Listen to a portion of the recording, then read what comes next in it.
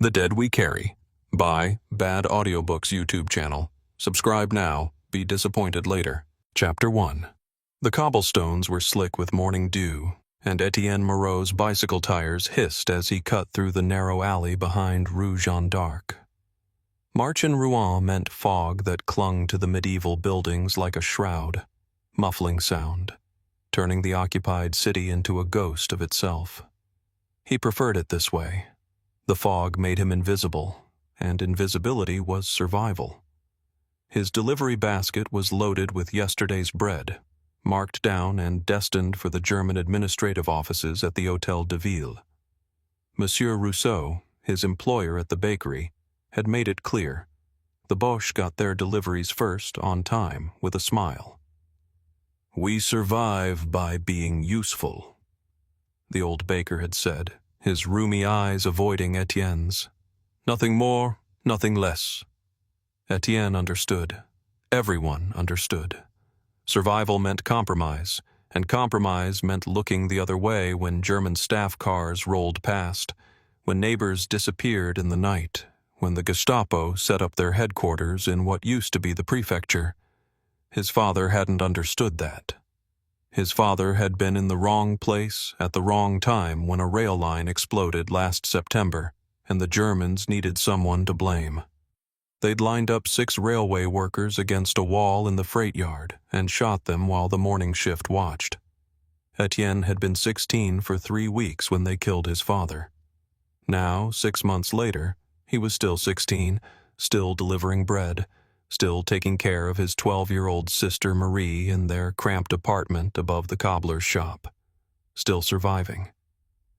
The alley was one of his shortcuts, a crooked passage between buildings that dated back to the Middle Ages, too narrow for cars, barely wide enough for his bicycle.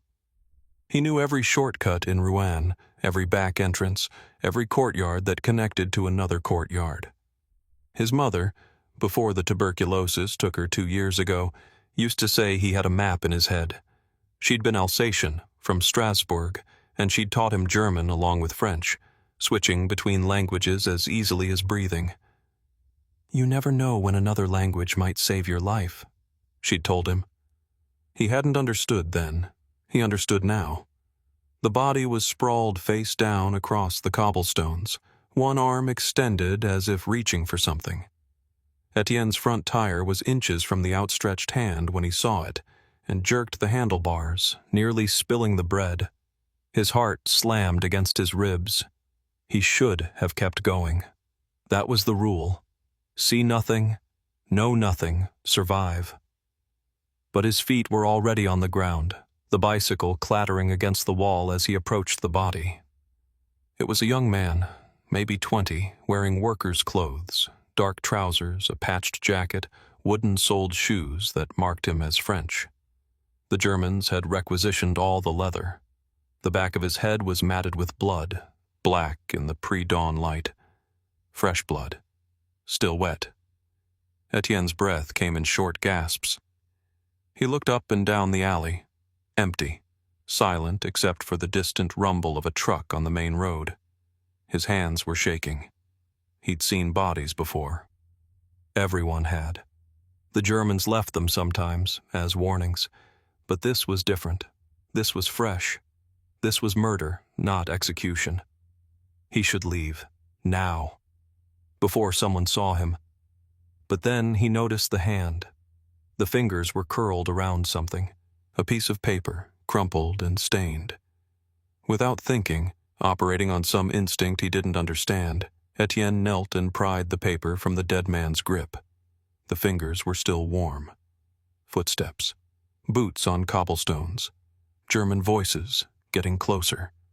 Étienne shoved the paper into his delivery basket, under the bread, and grabbed his bicycle. His legs felt like water as he pushed off, pedaling hard, the alley opening onto Rue du Gros Horloge. Behind him, he heard shouts in German. They'd found the body.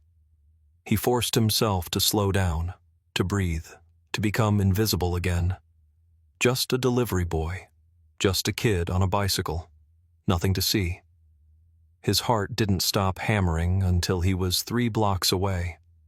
The German administrative offices occupied the entire ground floor of the Hôtel de Ville, Rouen medieval city hall. Étienne had been making deliveries here for months, long enough that the guards at the entrance barely glanced at him anymore. This morning, though, his hands were still shaking as he lifted the basket from his bicycle. "Guten Morgen," he said to the guard, a middle-aged lancer with a paunch and tired eyes. The guard waved him through without a word. Inside, the building smelled of floor wax and cigarette smoke. German efficiency had transformed the ornate French interior into a maze of filing cabinets and typewriters. Clerks in Wehrmacht gray moved between desks, processing the endless paperwork of occupation. Étienne had learned to navigate it all. Down the main corridor, left at the staircase, through the double doors to the kitchen where Frau Bergmann, the German cook, accepted deliveries. She was a heavy woman in her 50s, perpetually red-faced from the heat of the ovens. She spoke no French, but Étienne's German was good enough for their transactions. "You're late?" she said, not looking up from the pot she was stirring. "Fog," Étienne replied. "The streets are difficult." She grunted, counted the loaves, made a mark in her ledger. "The general major wants fresh rolls tomorrow, not this day-old garbage. I'll tell Monsieur Rousseau. See that you do." He was turning to leave when he heard voices from the corridor, officers speaking rapidly in German. He caught fragments. "Found this morning. Throat cut. Resistance activity." His stomach clenched. The body in the alley. "What are you waiting for?" Frau Bergmann snapped. "Go." Étienne went, but slowly, straining to hear more. Two officers passed him in the corridor, too absorbed in their conversation to notice a French delivery boy. "The third one this month," one was saying. "Krantz thinks there's a network operating in the city." Krantz. Étienne knew that name. Everyone knew that name. Sturmbannführer Dieter Krantz, SS, head of security for the Rouen garrison. They said he'd been in Poland, in Russia. They said he enjoyed his work. Outside, Étienne retrieved his bicycle with hands that had started shaking again. The paper was still in his basket, hidden under the cloth that lined it. He should throw it away. Burn it. Forget he'd ever seen it. Instead, he pedaled toward the bakery, his mind racing. Monsieur Rousseau's bakery occupied a corner building on Rue Saint-Romain, its windows still intact despite 2 years of occupation, a minor miracle in a city that had been bombed by the British in 1940 and occupied by the Germans ever since. The old baker was already working on the morning's second batch when Étienne returned, his flour-dusted hands kneading dough with the mechanical precision of 50 years' practice. "The Germans?" Rousseau asked without looking up. "Delivered. Any problems?" Étienne hesitated. "No problems." Rousseau's hands paused for just a moment, then resumed their work. The old man wasn't stupid. He'd survived 2 wars by knowing when not to ask questions. Étienne went to the back room where they stored supplies and sat on a flour sack, finally pulling out the paper. It was cheap stock, the kind everyone used now that good paper was impossible to find. The writing was in pencil, cramped and hurried. Bookshop, Rue du Gros Horloge, Tuesday evening. Ask for Voltaire. That was all. No signature, no explanation, but Étienne recognized the address. There was only one bookshop on that street, a narrow storefront squeezed between a butcher and a pharmacy. He'd passed it 1,000 times, never paid it any attention. He should burn the paper. He should forget about it. But he kept thinking about the body in the alley, about the young man's hand still warm, about his father against the wall in the freight yard. About 6 months of delivering bread to Germans while pretending everything was normal, while pretending he didn't hate them with every breath he took. Tuesday was today. Marie was waiting when he got home that evening, her school books spread across the small table in their apartment. She looked up when he entered, her face brightening in a way that made his chest ache.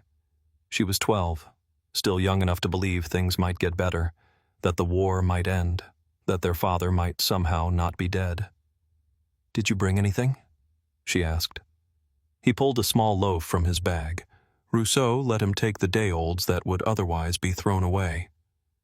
"Bread, and there's a bit of cheese left from yesterday."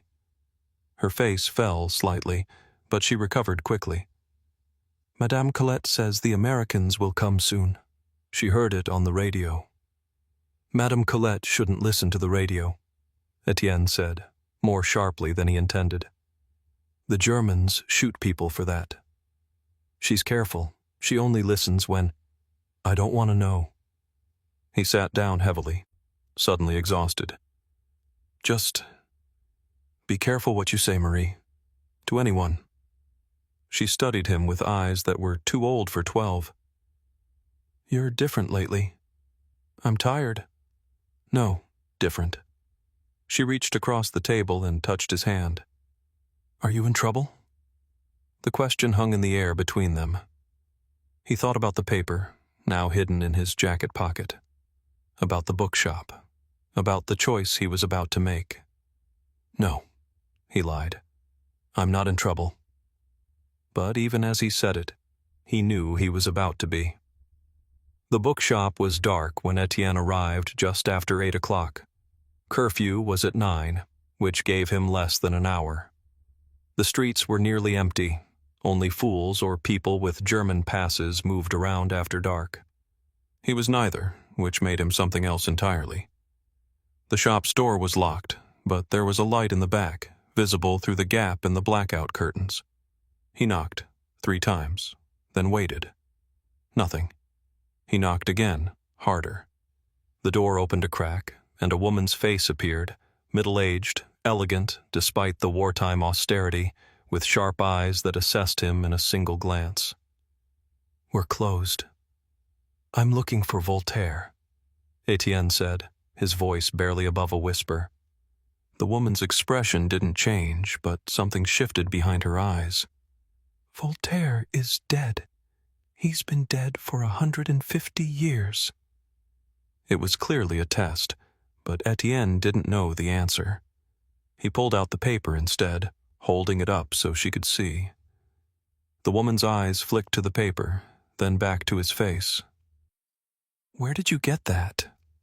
"From a dead man, this morning, in an alley off Rue Jeanne d'Arc." For a long moment, she said nothing. Then, "How old are you?" 16. "Go home, boy. Forget you were here." She started to close the door, but Étienne put his hand against it. "My father was executed by the Germans 6 months ago for something he didn't do. Many fathers have been executed. Go home." "I want to help." "You can't help. You're a child." "I speak German," Étienne said, the words tumbling out. "I know every street in this city, every shortcut, every back entrance. I deliver bread to the German headquarters 3 times a week. They don't even look at me anymore." The woman studied him for a long moment. Then she opened the door wider. "Come in, quickly." The bookshop was cramped and dusty, shelves crammed with volumes that looked like they hadn't been touched in years. The woman led him through the main room to a back office where 3 men waited. One of them, sitting behind a desk, looked up as they entered. He was in his late 30s, lean and hard, with the bearing of a soldier despite his civilian clothes. His eyes were the coldest thing Étienne had ever seen. "This is the boy?" the man asked. "He has Philippe's message," the woman said. "He says he found it on the body." The man's expression didn't change. "Philippe is dead, then?" "It would appear so." The man stood, walked around the desk, and stopped directly in front of Étienne. He was tall, and Étienne had to look up to meet his eyes. "My name is Devereaux. You will not repeat that name to anyone. You will not tell anyone you were here. You will go home, burn that paper, and forget this happened. Do you understand?" "No," Étienne said. Devereaux's eyebrow rose slightly. "No? I want to help. I want to fight them. You're 16 years old. Old enough to watch my father die. Old enough to deliver bread to the men who killed him. One of the other men in the room, older with a worker's rough hands, spoke up. The boy has spirit, Mark. Spirit gets people killed, Devereaux said, still looking at Étienne. This isn't a game. This isn't an adventure. Do you understand what we do here? You fight the Germans. We gather intelligence. We commit sabotage. We kill collaborators and German officers when we can, and when we're caught, and we will be caught eventually. The Gestapo tortures us until we give up everyone we know, and then they shoot us, or hang us, or send us to camps where we die slowly. That's what we do here. Étienne's mouth was dry, but he held Devereaux's gaze. I still want to help. Devereaux turned to the woman. Claire? The woman, Claire, crossed her arms. He speaks German. He moves through the city freely. The Germans don't suspect delivery boys. He's a child. The Germans are using children as soldiers now. 16-year-olds in the Wehrmacht, dying in Russia. She looked at Étienne. What's your name? Étienne Moreau. And you deliver bread where? Everywhere. The German headquarters, the hospital, the garrison barracks. Monsieur Rousseau has contracts with them. Devereaux was silent for a long moment. Then, tell me about the German headquarters, the layout, the guards, the routines. Étienne closed his eyes, picturing it. 2 guards at the main entrance, usually older soldiers. They check passes, but they know me, so they wave me through.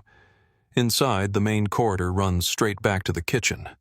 There are offices on both sides, administrative staff, mostly clerks. The senior officers have rooms on the 2nd floor, but I've never been up there. The kitchen is at the back, run by a German woman named Frau Bergmann. She's there from 6 in the morning until late afternoon. What about security? Patrols? I've seen SS officers in the building, but not regularly. There's a guard post in the main hall, usually 2 soldiers. They change shifts at noon and 6. And the officers? Do you see them? Hear them? Sometimes. They speak German, so I understand them. Mostly it's boring. Paperwork, complaints about supplies. But this morning... He hesitated. What happened this morning? They were talking about the body, the one I found. They said it was the 3rd one this month. They said Krantz thinks there's a resistance network in the city. The room went very quiet. Devereaux exchanged glances with the other men. You heard them say Krantz's name? Yes, Sturmbannführer Krantz. They said he's investigating. Devereaux turned away, his jaw tight. Merde. The older man spoke again. If Krantz is involved, we need to be more careful. We're already careful, Jacques. Careful doesn't matter if someone talks. Devereaux turned back to Étienne. The man you found, Philippe, was one of ours. He was carrying intelligence about German troop movements. Someone betrayed him. Someone told the Germans where he'd be. You think there's a traitor? I think Philippe is dead, and 2 others before him. I think the Germans are getting better at finding us. He paused, which is why bringing in a 16-year-old boy is insane. But you're going to do it anyway? Claire said. It wasn't a question. Devereaux looked at Étienne for a long moment. Can you ride a bicycle to Bois-Guillaume? It's 5 kilometers north. I know where it is. Tomorrow you'll make a delivery there. A message, hidden in a loaf of bread. You'll give it to a man named Bernard at the mill. He'll give you a package in return. You'll bring it back here. Simple courier work. If you can do that without getting caught, we'll talk about what comes next. I can do it. If you're caught, you'll be arrested, interrogated. The Gestapo will want to know where you got the message, who sent you, who you're working for. They'll hurt you until you tell them. I won't tell them anything. Everyone tells them everything, eventually. That's why we compartmentalize. You won't know our real names. You won't know where we live. You'll know only what you need to know for each mission. If you're caught, you can't betray what you don't know. Étienne nodded. his heart pounding. "One more thing," Devereaux said. "You have a sister, don't you? Marie?" The question was like ice water. "How do you know about Marie?"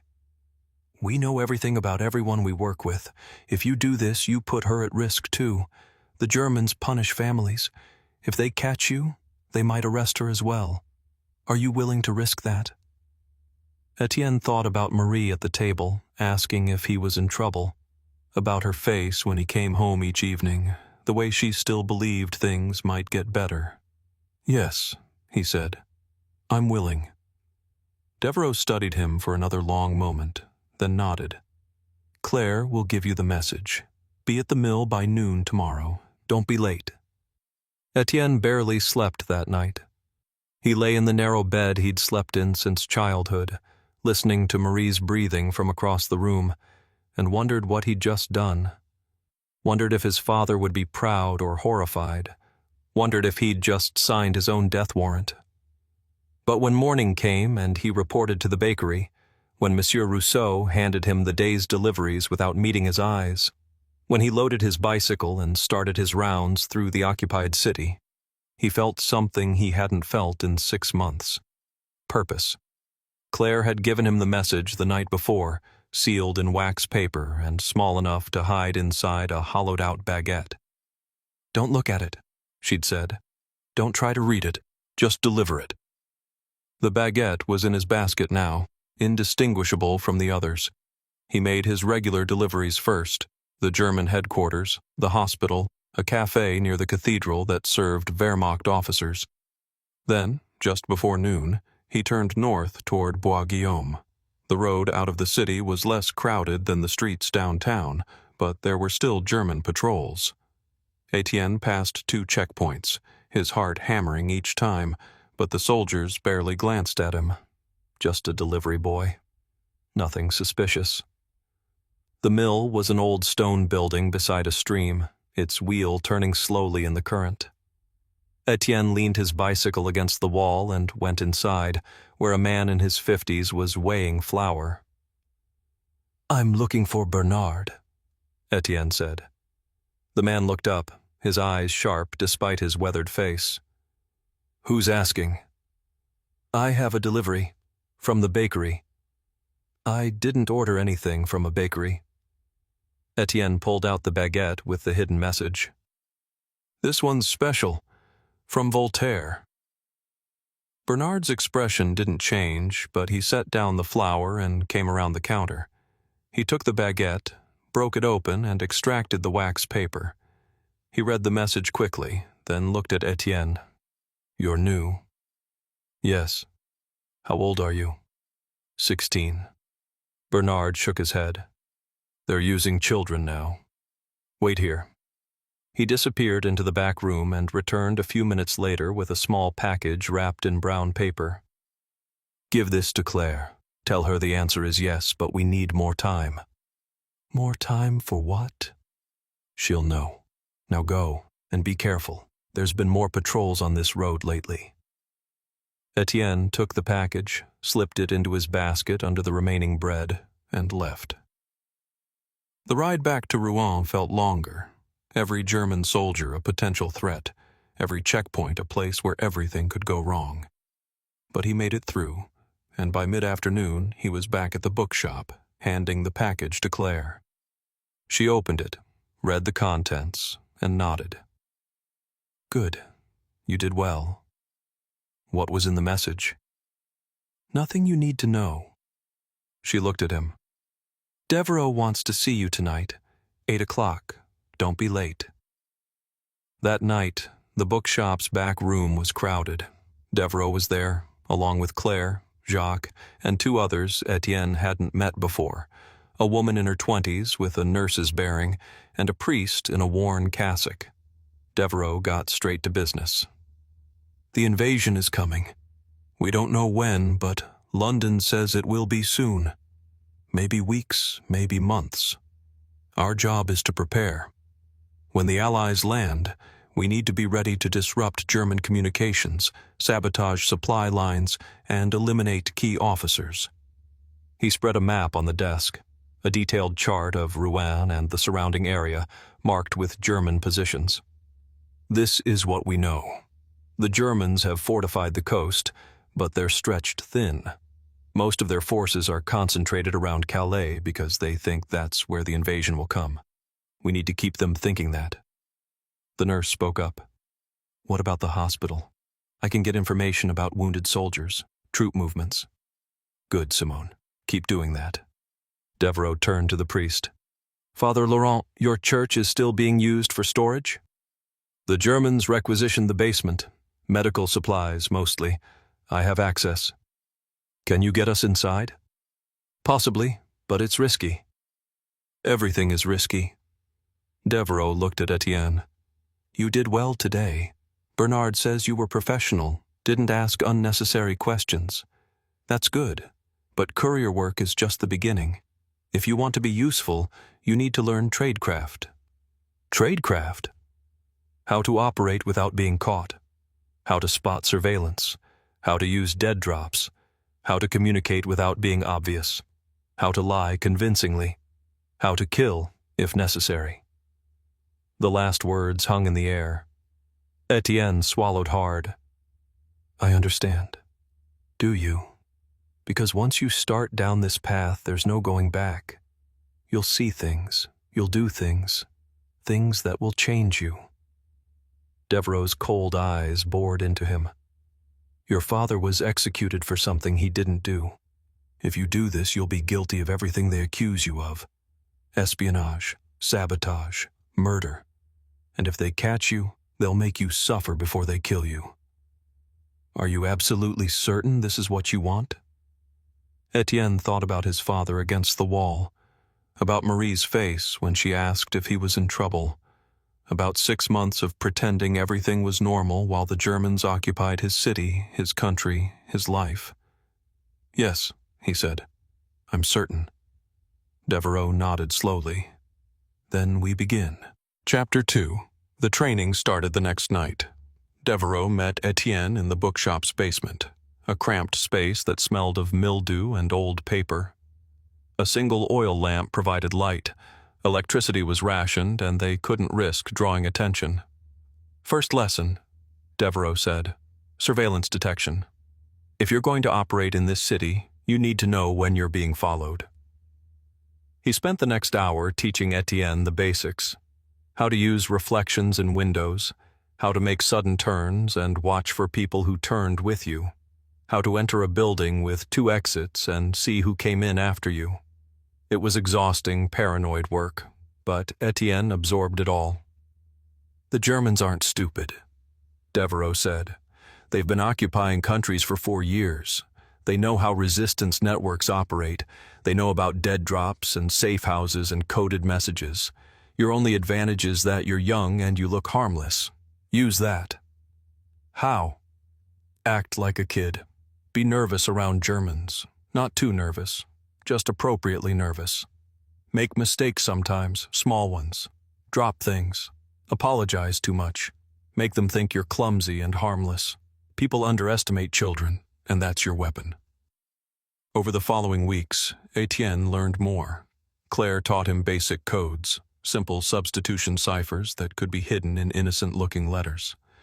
Jacques showed him how to identify German military vehicles and uniforms, how to estimate troop strength from the number of trucks in a convoy. Father Laurent explained the layout of the city's churches and which ones had basements that connected to the old medieval tunnels. And Simone, the nurse, taught him about death. If you're going to fight, you need to understand what you're fighting, she said one evening. They were in the bookshop's back room, and she'd brought photographs, medical photographs from the hospital where she worked. This is what a bullet does to a human body. This is what happens when someone bleeds out. This is what torture looks like. The photographs were horrific. Étienne felt his stomach turn, but he forced himself to look. The Germans are efficient, Simone continued. When they interrogate someone, they have methods. They start with beatings, then move to more sophisticated techniques. Electricity, water, knives. They can keep someone alive and in agony for days, and eventually, everyone breaks. Everyone. Then how do we protect ourselves? Compartmentalization. You know only what you need to know. If you're caught, you can only betray what you know. That's why Devereaux uses code names, why we don't know where each other lives, why each mission is separate. She looked at him. And if you're caught, you try to hold out for 24 hours. That gives everyone else time to disappear. 24 hours of torture? If you can manage it. Most people can't. But you try. Étienne went home that night and couldn't sleep. He kept seeing the photographs, kept imagining himself in a Gestapo cell, kept wondering if he'd be brave enough to hold out even for an hour. His first real mission came in early April. Devereaux called him to the bookshop and handed him a sealed envelope. "This goes to a contact in the German hospital," Devereaux said. "You'll deliver it to Simone during her shift. She'll be in the third-floor ward. Don't speak to her. Don't acknowledge her. Just leave the envelope in the supply closet, third shelf from the bottom, behind the bandages. She'll retrieve it later." "What's in it?" "Information about a German officer who's been asking questions about resistance activity. Simone needs to know who he is so she can avoid him." The hospital was a converted school building, requisitioned by the Wehrmacht to treat wounded soldiers. Étienne had delivered bread there before, so the guards knew him. But this time, his heart was pounding as he approached the entrance. "Guten Morgen," he said to the guard, a young soldier with a bandaged hand. "Morgen, kitchen's in the back." Étienne nodded and went inside. The hospital smelled of disinfectant and something else, something sweet and rotten that he tried not to think about. Wounded soldiers filled the corridors, some on stretchers, others limping on crutches. He heard German voices, moans of pain, the efficient footsteps of nurses. The kitchen was on the ground floor, but the supply closet Devereaux had mentioned was on the third floor. Étienne made his delivery to the kitchen first, then, when no one was looking, slipped into the stairwell. The third floor was quieter. Most of the patients here were recovering, not critical. Étienne found the supply closet, opened it, and located the third shelf. His hands were shaking as he slipped the envelope behind the bandages. "Was Max Du here?" Étienne spun around. A German nurse stood in the doorway, her arms crossed. She was young, maybe 25, with blonde hair pulled back in a severe bun. I was looking for the kitchen," Étienne stammered in German. "I got lost. The kitchen is on the ground floor. I know, I'm sorry. I'm new. I got confused." She studied him for a moment, then her expression softened slightly. "You speak German well. Where did you learn?" "My mother. She was from Alsace." "Ah," the nurse nodded. "Well, the kitchen is downstairs. Don't wander around up here.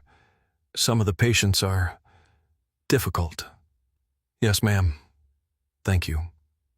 He hurried past her, his heart hammering, and didn't breathe normally until he was outside. That had been too close. If she'd looked in the closet, if she'd found the envelope. But she hadn't. He'd succeeded. That night, Devereaux nodded approvingly when Étienne reported back. "You did well. The nurse, did she seem suspicious?" "No, just annoyed that I was in the wrong place." "Good. That's the key. Make them think you're incompetent, not dangerous." He paused. "There will be more missions, harder ones. Are you ready?" Étienne thought about the photographs Simone had shown him, about the German nurse's suspicious eyes, about everything that could have gone wrong. "Yes," he said. "I'm ready." The missions escalated. Étienne became a regular courier, carrying messages between resistance cells, delivering intelligence to contacts throughout the city. He learned to hide documents in hollowed-out bread loaves, in the lining of his jacket, in the frame of his bicycle. He learned to spot Gestapo agents in civilian clothes, to recognize the cars they used, to know which streets to avoid at certain times of day. And he learned to lie. "Where are you going?" Marie asked one evening when he was preparing to leave for a meeting. Just to see a friend. What friend? You don't have friends anymore. His name is Claude. He works at the railway depot. You're lying. He looked at her, this 12-year-old girl who was too smart for her own good. I'm not lying. Yes, you are. You've been lying for weeks. You come home late, you're always nervous. You jump every time there's a knock on the door. Her eyes were bright with tears. Are you working for the resistance? The question hung between them. Étienne wanted to tell her the truth, wanted to share the burden, but Devereaux's words echoed in his mind. Everyone breaks eventually. The less she knows, the safer she is. No, he lied. I'm not working for the resistance. I'm just trying to make extra money, doing deliveries for people. You're lying, she said again, but quieter this time. Just be careful. Please. He hugged her, feeling the weight of his deception. I will. I promise. But promises were easy to make and hard to keep. In late April, Étienne had his first encounter with Sturmbannführer Krantz. He was making a delivery to the German headquarters when he saw the SS officer in the main corridor. Tall, lean, with the kind of face that looked like it had been carved from stone. Krantz was speaking with another officer, his voice low and intense. Étienne kept his head down and tried to slip past, but Krantz's hand shot out and grabbed his arm. You, Krantz said in German. Stop. Étienne's blood turned to ice. Yes, sir? Krantz studied him with eyes that seemed to see everything. You're the delivery boy. I've seen you here before. Yes, sir. I deliver bread from Monsieur Rousseau's bakery. You speak German. That's unusual for a French boy. My mother was from Alsace, sir. She taught me. Alsace. Krantz's grip on his arm tightened slightly. And where is your mother now? She died, sir, 2 years ago. Tuberculosis. And your father? The question was like a knife.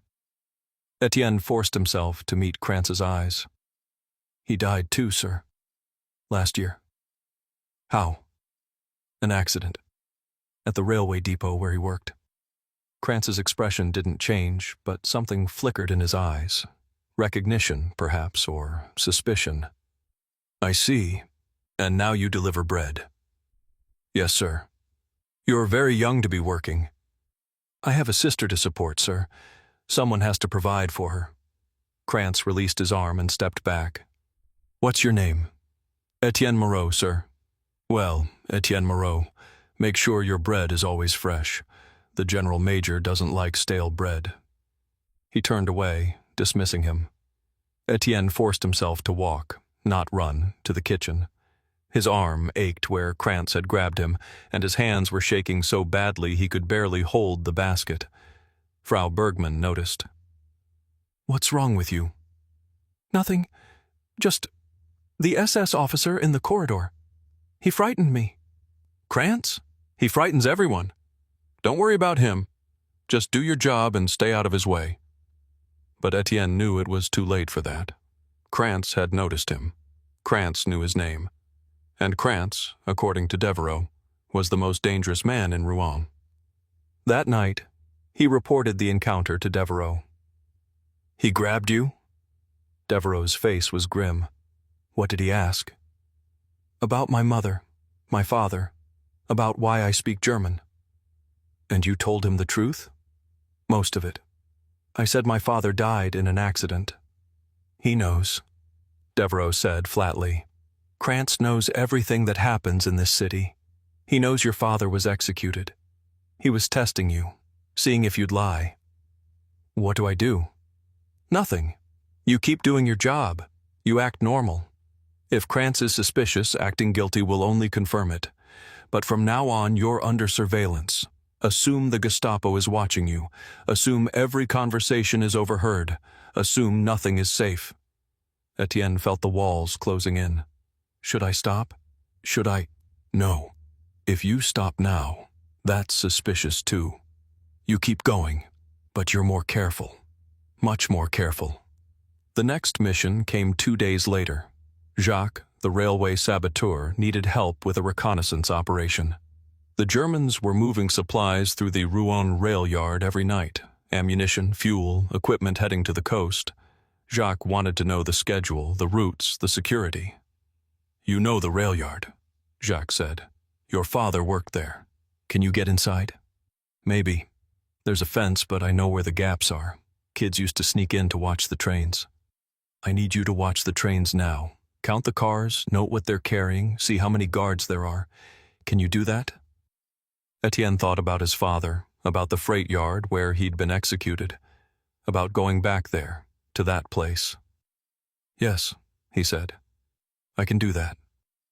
The rail yard was on the eastern edge of the city, a sprawling complex of tracks and warehouses. Étienne approached it after dark, his heart pounding. The fence was chain link, topped with barbed wire, but there was a section near the river where the fence had been damaged and poorly repaired. He squeezed through, tearing his jacket, and found himself in the shadows between 2 warehouses. The yard was lit by floodlights, but there were pools of darkness where the light didn't reach. Étienne moved carefully, staying in the shadows, watching the guards. There were more than he'd expected. Wehrmacht soldiers with rifles, patrolling in pairs. A train was being loaded at the main platform. Étienne counted the cars, 23, all covered with tarps. He couldn't see what was underneath, but the way the soldiers were handling the cargo suggested it was heavy. Ammunition, probably, or artillery shells. He was making mental notes when he heard voices. German, close by. 2 guards were walking directly toward his hiding spot.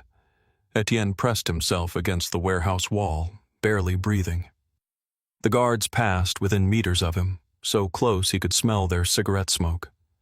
They were talking about the war, about rumors that the invasion was coming soon, about how they'd rather be anywhere but France. I heard Krantz arrested 3 more last week, one guard said. Resistance members. He's getting good at finding them. Krantz is a butcher. I heard what he did in Poland. Don't let him hear you say that. The guards moved on, and Étienne waited until they were out of sight before slipping back toward the fence. He'd seen enough. Jacques would want to know about the train, about the guards, about the schedule. But as he was squeezing back through the fence, his jacket caught on the barbed wire. He pulled, and the fabric tore with a sound that seemed impossibly loud in the quiet night. Halt! Where is da? A guard had heard. Étienne didn't wait. He ran, sprinting along the riverbank, hearing shouts behind him. A shot rang out, then another. He dove into the bushes, crawled through the mud, kept moving. He didn't stop until he was 6 blocks away, gasping for breath in an alley, his jacket torn and muddy, his hands bleeding from the barbed wire. But he'd made it. He'd gotten the intelligence Jacques needed, and he'd survived. Jacques was pleased with the information. 23 cars, you're sure? I counted twice. And the guards? At least a dozen, maybe more. They're taking security seriously. Jacques nodded, studying a map of the rail yard. We can work with this. If we hit the train while it's being loaded before it leaves the yard, we can destroy the ammunition and disrupt their supply line. When? Devereaux asked. Soon. Within the week, before they change the schedule. Devereaux looked at Étienne. You did well, but you took a risk going in there alone. You asked me to. I know, and I'm grateful. But if you'd been caught... He didn't finish the sentence. He didn't need to. That night, Étienne lay in bed and thought about the guard's words. Krantz arrested 3 more last week. 3 more resistance members. 3 more people who'd been doing exactly what Étienne was doing. 3 more people who were probably dead by now.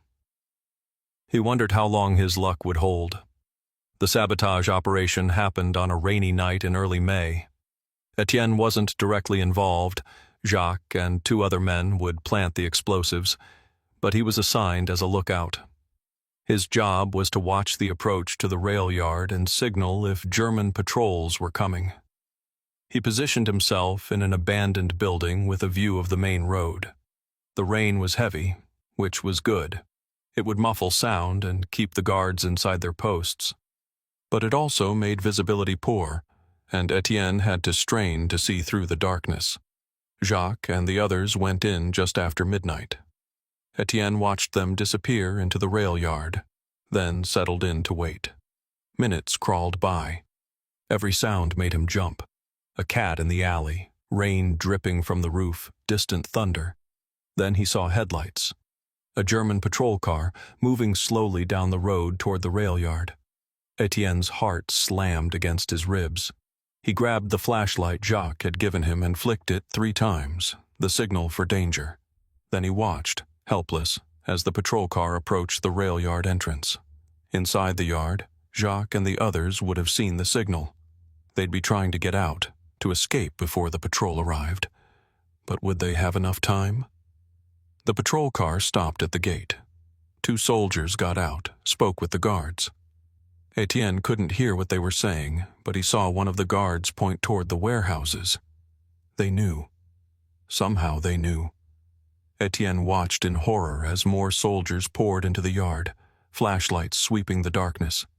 He heard shouts, then gunfire, sharp cracks that echoed across the rail yard. He wanted to run, to help, to do something. But his orders were clear. If something went wrong, he was to leave immediately and report back to Devereaux. He ran. The bookshop was dark when he arrived, but Claire let him in immediately. What happened? The Germans knew. They were waiting. Devereaux appeared from the back room, his face grim. Jacques? I don't know. There was shooting. I signaled them, but... Étienne's voice broke. I'm sorry, I'm so sorry. It's not your fault. But Devereaux's expression said otherwise. Did anyone see you? No. I left as soon as the shooting started. Good. Go home. Stay there. Don't come back here until I send for you. Étienne wanted to argue, to stay, to know what had happened to Jacques. But he could see in Devereaux's eyes that there was no point. Jacques was either dead or captured, and either way, the network was compromised. He went home and waited. The news came the next morning. Jacques had been killed in the rail yard, shot by German soldiers. The other 2 men with him had been captured. The explosives had been found before they could be detonated. And the Germans were conducting house-to-house searches, looking for anyone connected to the sabotage attempt. Étienne spent the day in a state of terror, expecting the Gestapo to kick down his door at any moment. But they didn't come. The searches focused on the neighborhoods near the rail yard, and Étienne's apartment was on the other side of the city. Marie noticed his fear. What's wrong? Nothing. Just... The Germans are searching houses. It's making everyone nervous. Why are they searching? I don't know. Something happened at the rail yard. She looked at him with those 2 old eyes. You were there, weren't you? No, I wasn't there. You're lying again. He wanted to tell her the truth, wanted to explain that he was fighting, that he was doing something, that their father's death hadn't been for nothing. But he couldn't. The less she knew, the safer she was. I'm not lying, he said. I'm just scared. We all are. That night, Devereaux sent word through Father Laurent.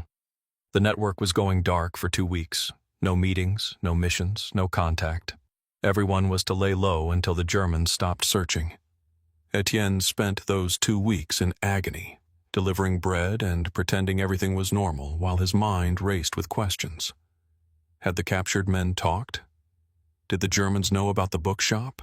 About Devereaux? About him? And most terrifying of all, was there a traitor in the network? Because the Germans had known. They'd been waiting at the rail yard, as if someone had told them exactly when and where the sabotage would happen. Someone had betrayed them. Chapter 3. The 2 weeks of silence felt like 2 years.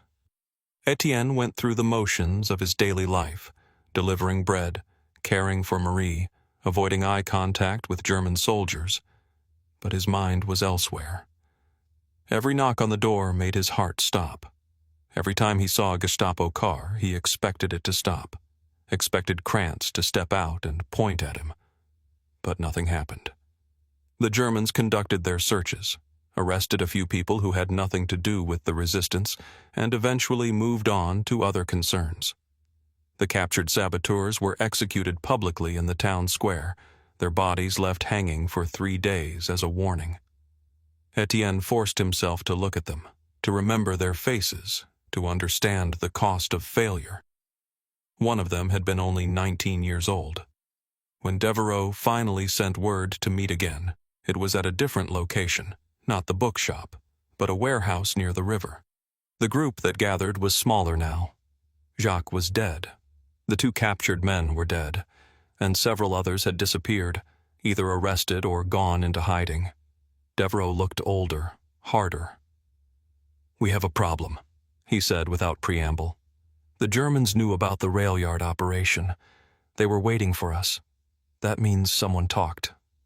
Or someone betrayed us," Claire said quietly. "Yes, or that." Devereaux's eyes swept the room, lingering on each person. "I've been going over everything, trying to figure out who knew about the operation. The answer is, all of us. Everyone in this room knew the target, the timing, the plan." The implication hung in the air like poison. One of them was a traitor. Simone, the nurse, spoke up. "This is exactly what the Germans want.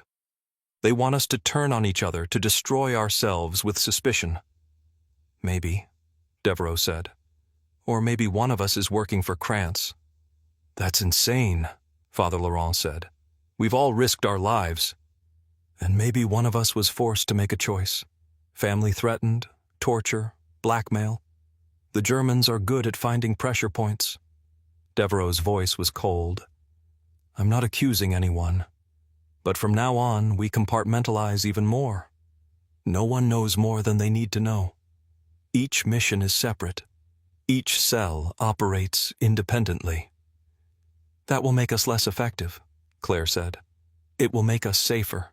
And right now, safety is more important than effectiveness." Étienne listened to the argument, feeling the paranoia seep into the room like gas. These people had trusted each other, fought together, risked everything together, and now they were looking at each other with suspicion. This was what occupation did. It didn't just destroy buildings and kill people. It destroyed trust, turned neighbors into informants, made everyone a potential enemy. After the meeting, Devereaux pulled Étienne aside. "I need you to do something." "What?" "Watch them. All of them. You're young, you're new, you're not a threat. People will talk around you, let their guard down. I need you to tell me if anyone seems suspicious." "You want me to spy on the resistance?" "I want you to help me find a traitor before they get us all killed." Étienne felt sick. "I don't know if I can." "You can. You will, because if we don't find the traitor, we're all dead, including your sister." The mention of Marie was like a slap. Devereaux knew exactly how to manipulate him, exactly which pressure points to use. "Fine," Étienne said. "I'll watch them." "Good. Report anything unusual. Anything at all." Over the next few weeks, Étienne became a spy within the resistance. He watched Claire at the bookshop, noting who came and went, listening to conversations. He watched Simone at the hospital, paying attention to which German officers she spoke with. He watched Father Laurent at the church, observing who came to confession. And he hated every minute of it. These were good people. They were risking their lives to fight the occupation. And here he was, suspecting them of betrayal, watching them like a Gestapo agent. But he did it anyway, because Devereaux was right. If there was a traitor, they needed to find them. The first hint came in mid-May. Étienne was making a delivery to the hospital when he saw Simone talking with a German officer in the corridor. It wasn't unusual. She worked there, she had to interact with German medical staff.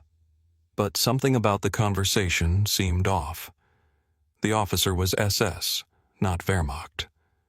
And Simone looked nervous.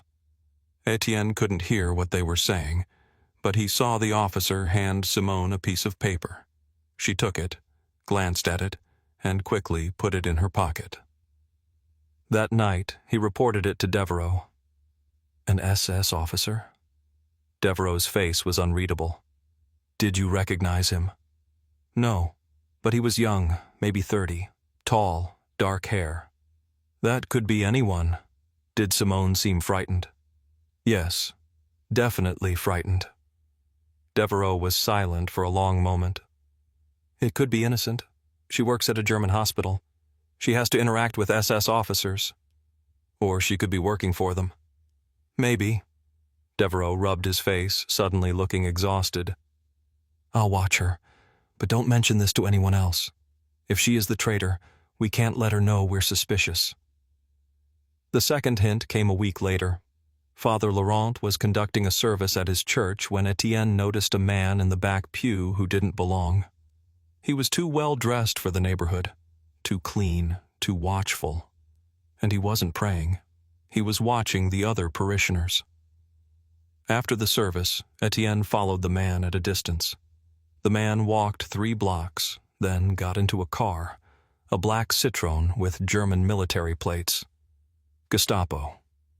That night, Étienne reported it to Devereaux. The Gestapo is watching Father Laurent's church. Are you sure? I'm sure. The man was Gestapo. I'd bet my life on it. Devereaux's jaw tightened. That means they suspect the church is being used for resistance activity, which means someone told them. Father Laurent? I don't know. Maybe.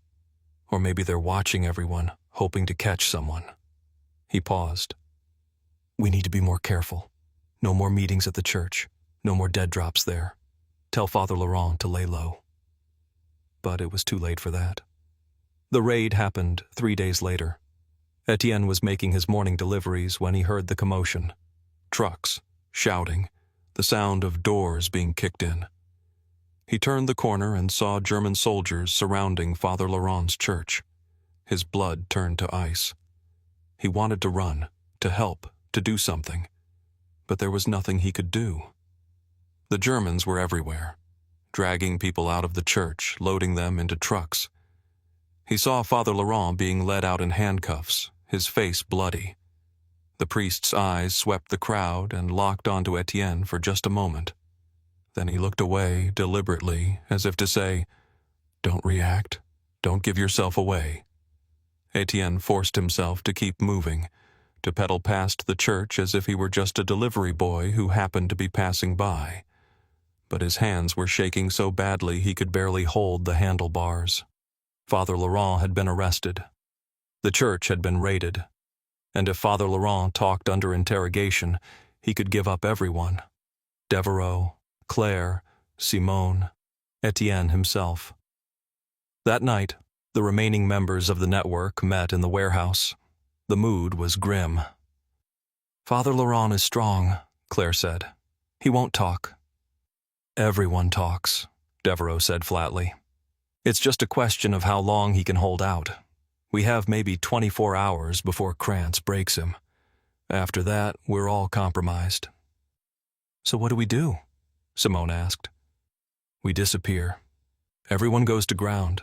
No contact, no meetings, no operations. We wait until the heat dies down, then we rebuild. And Father Laurent? Devereaux's face was like stone. There's nothing we can do for him. He knew the risks. Étienne felt sick. Father Laurent was going to be tortured, probably killed, and they were just going to abandon him. We can't just leave him, he said. We can and we will. If we try to rescue him, we'll all be captured. He wouldn't want that. But this is war, Étienne. People die. Good people. Brave people. And we keep fighting because that's all we can do. Devereaux's voice was harsh. Now go home. Stay there. Don't contact anyone. I'll send word when it's safe." Étienne went home, but he couldn't stay there. He kept thinking about Father Laurent in a Gestapo cell, about Krantz's methods, about the photographs Simone had shown him. He kept thinking about the priest's bloody face, about the way he'd looked at Étienne and deliberately looked away. Father Laurent was protecting them. He was enduring torture to give them time to escape, and they were just going to let him die. Marie found him sitting at the table, staring at nothing. "What's wrong?" "Nothing. Don't lie to me. Something happened." He looked at her, this 12-year-old girl who'd already lost both parents, who depended on him for everything. If he was arrested, what would happen to her? Who would take care of her? "A friend is in trouble," he said finally, "and I can't help him." "Why not?" "Because helping him would put other people in danger." Marie sat down across from him. "Is this about the resistance?" He didn't answer, which was answer enough. "I'm not stupid," she said. "I know what you're doing. I've known for weeks. You're fighting the Germans." "Marie, don't lie to me anymore. Please, just don't lie." He looked at her for a long moment, then nodded. "Yes, I'm fighting the Germans." "Are you going to die?" The question was so direct, so childlike, that it took his breath away. "I don't know. Maybe." "Then stop. Please. I can't lose you too." "I can't stop. Not now." "Why not?" "Because if I stop, then Father died for nothing. All of this, the occupation, the executions, the fear, it all continues. Someone has to fight back. But why does it have to be you?" He didn't have a good answer for that. "Because I can. Because I speak German, and I know the city, and I'm young enough that they don't suspect me. Because I'm already involved, and there's no going back." Marie's eyes filled with tears. "I hate this war." "I know. So do I." She reached across the table and took his hand. "Just be careful, please." "I will. I promise." But he knew it was a promise he might not be able to keep. Father Laurent lasted 3 days. On the 3rd day, the Gestapo raided 2 safe houses on the north side of the city.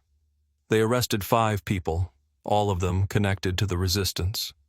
They also raided a farm outside the city where weapons were hidden.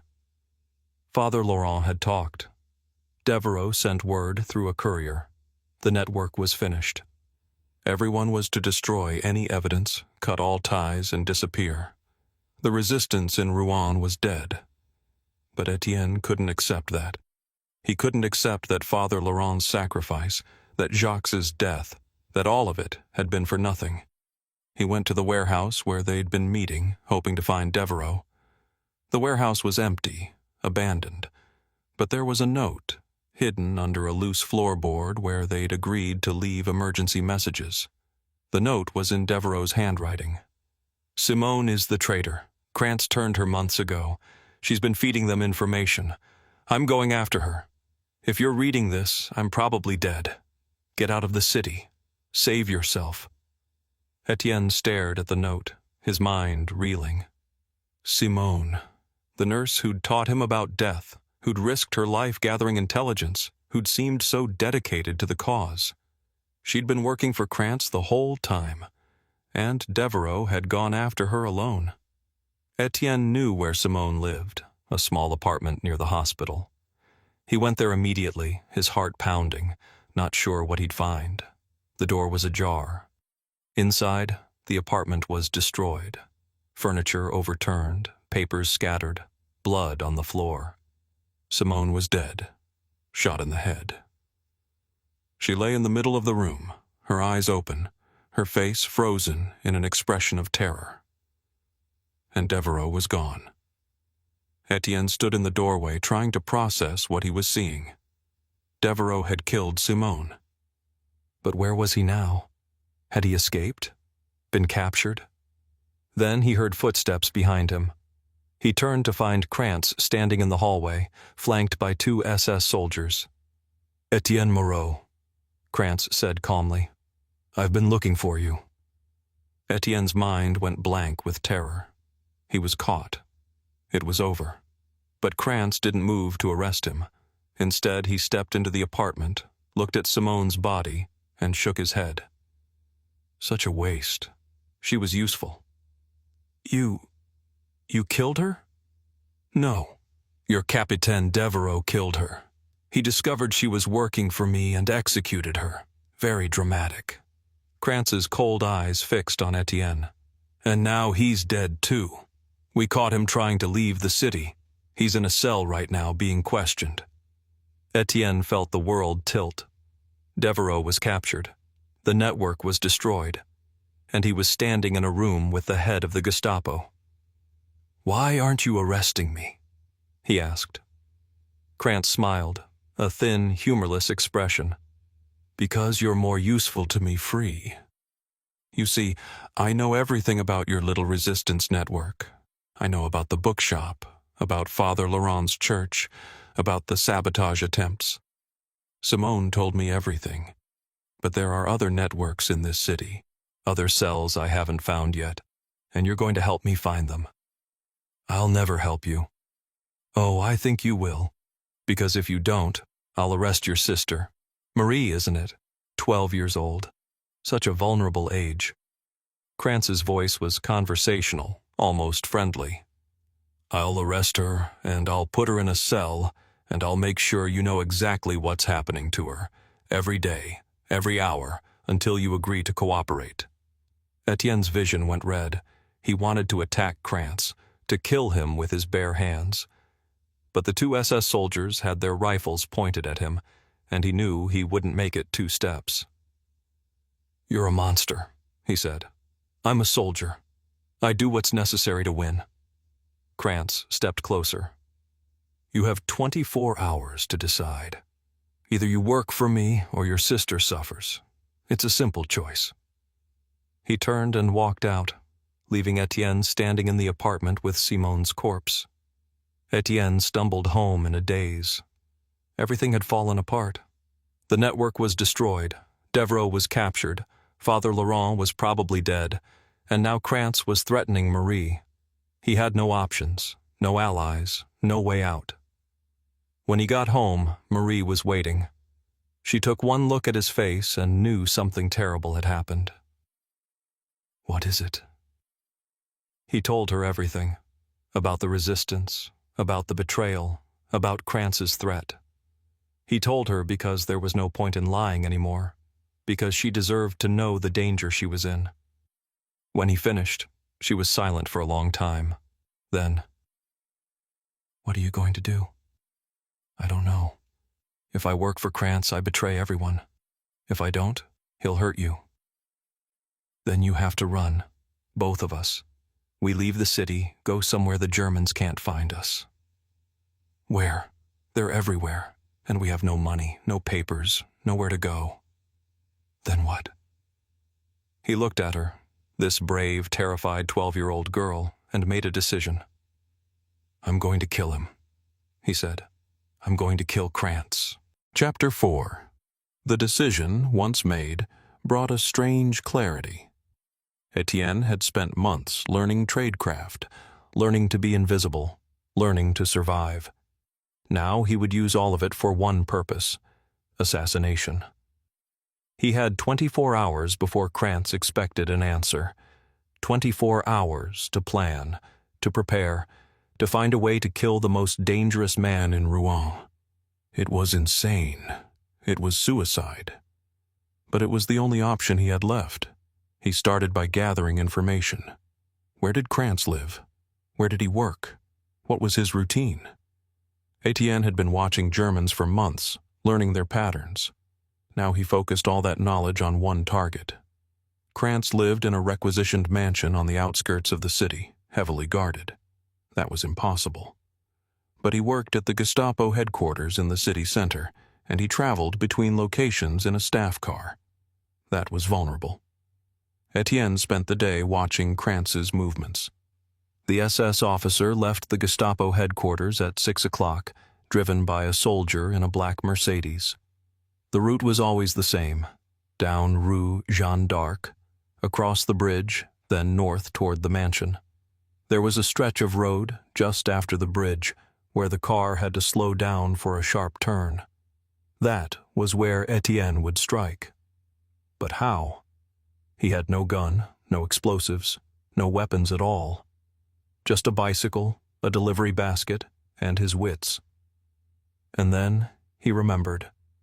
The warehouse where they'd been meeting. Jacques had stored supplies there, tools, materials for sabotage.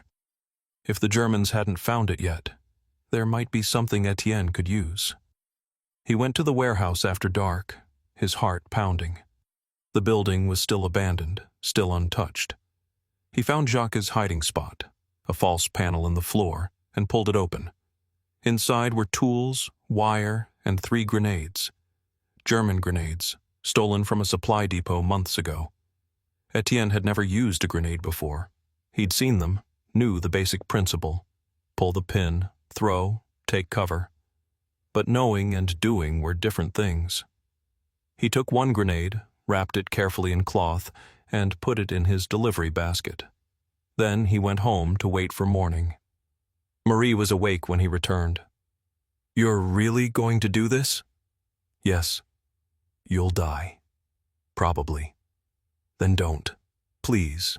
We'll run. We'll hide. There's nowhere to run. Kranz will find us. He'll find you. And he'll hurt you to get to me."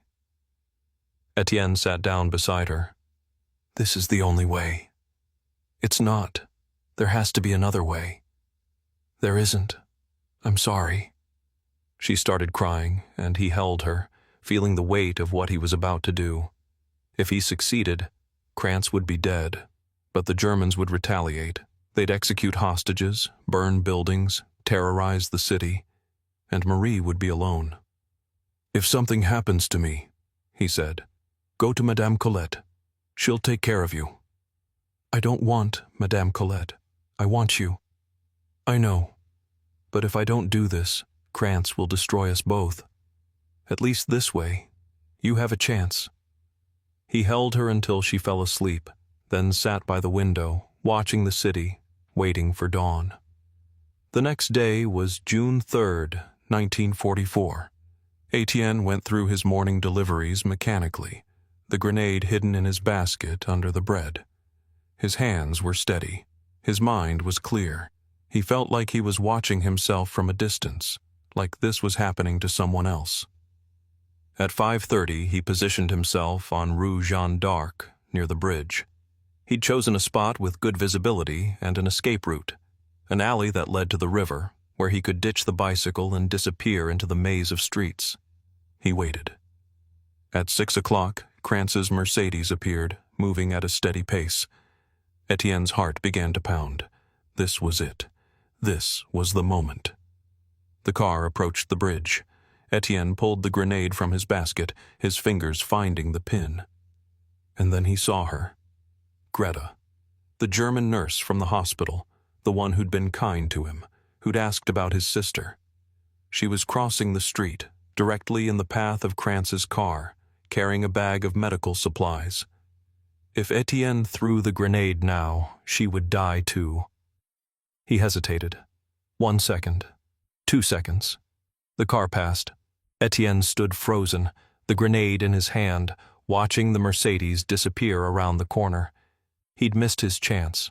Kranz was gone. And then he heard it. A sound like distant thunder, but sustained, massive, coming from the north. Artillery, naval guns. The sound of an invasion. People in the street stopped, looking toward the coast. German soldiers ran for their vehicles. Sirens began to wail. The invasion. It was happening. Not tomorrow, not next week. Now. Étienne stood in the street, the grenade still in his hand, and realized it didn't matter.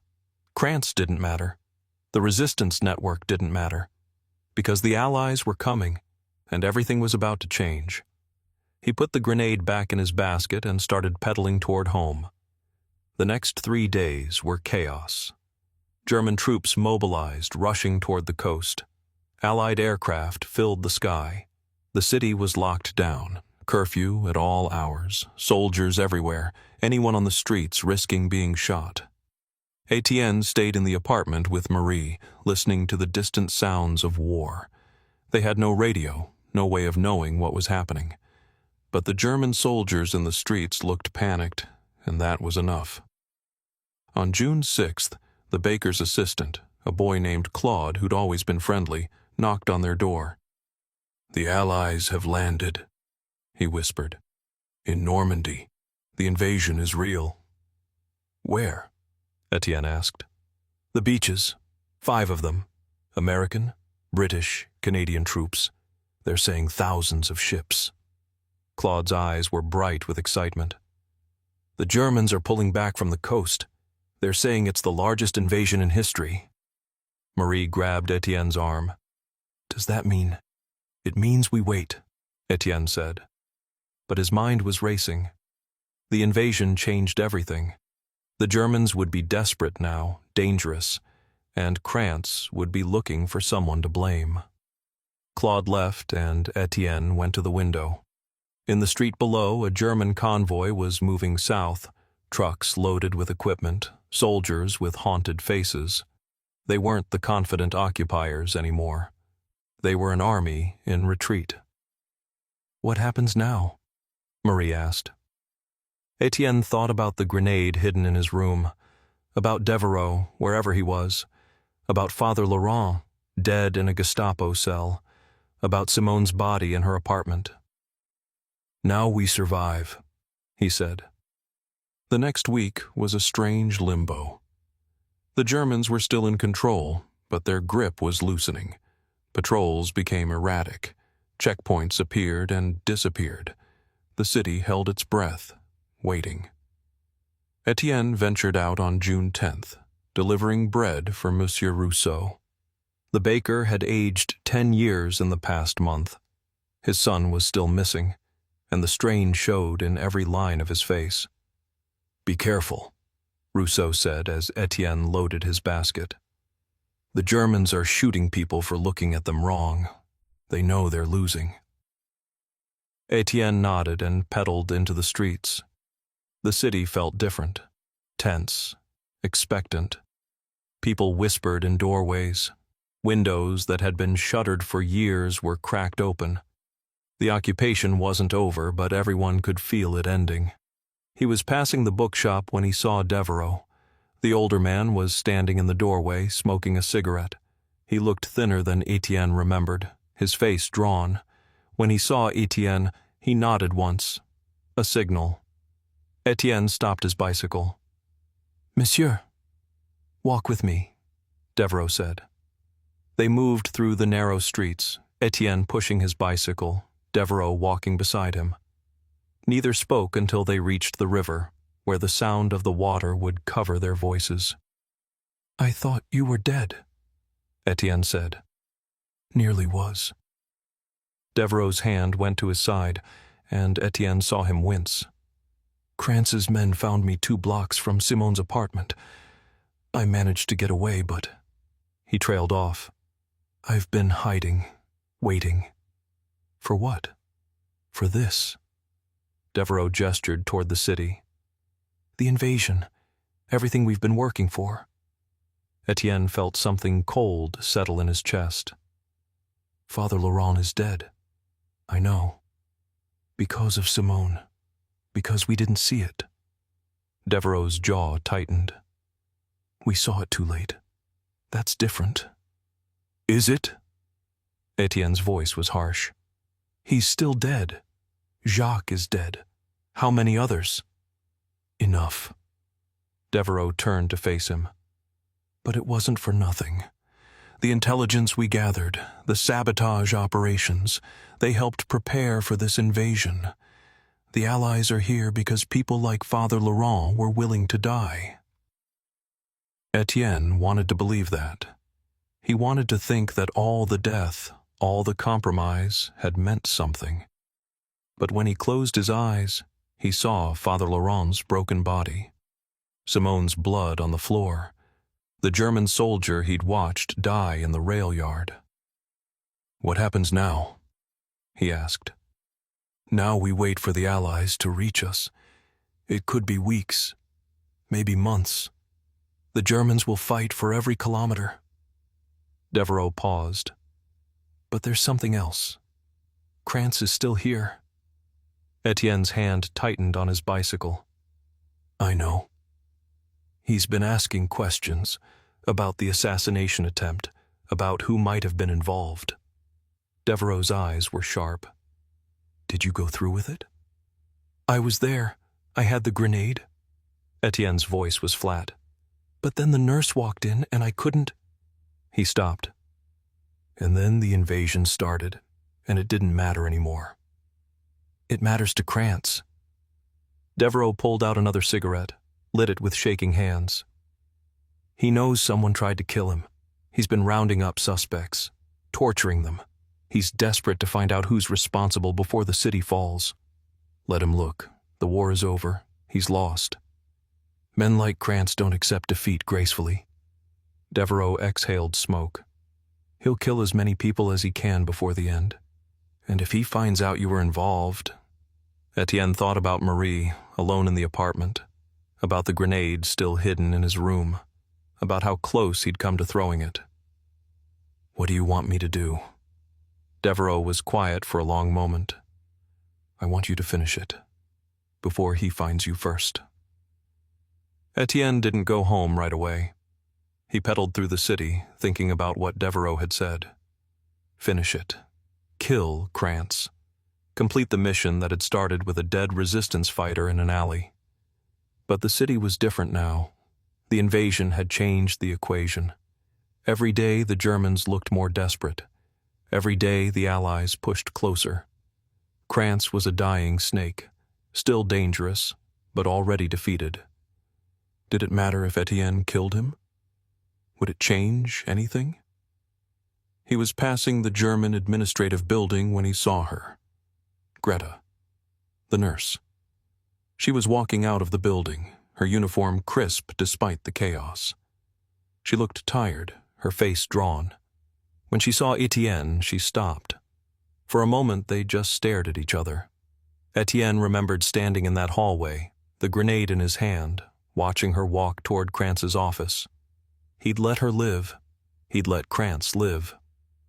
"You're the delivery boy," she said in French. Her accent was thick but understandable. "Yes." She studied him, and Étienne had the uncomfortable feeling that she saw more than he wanted her to. "You were there, that day, when the invasion started. I deliver to many places." "Yes."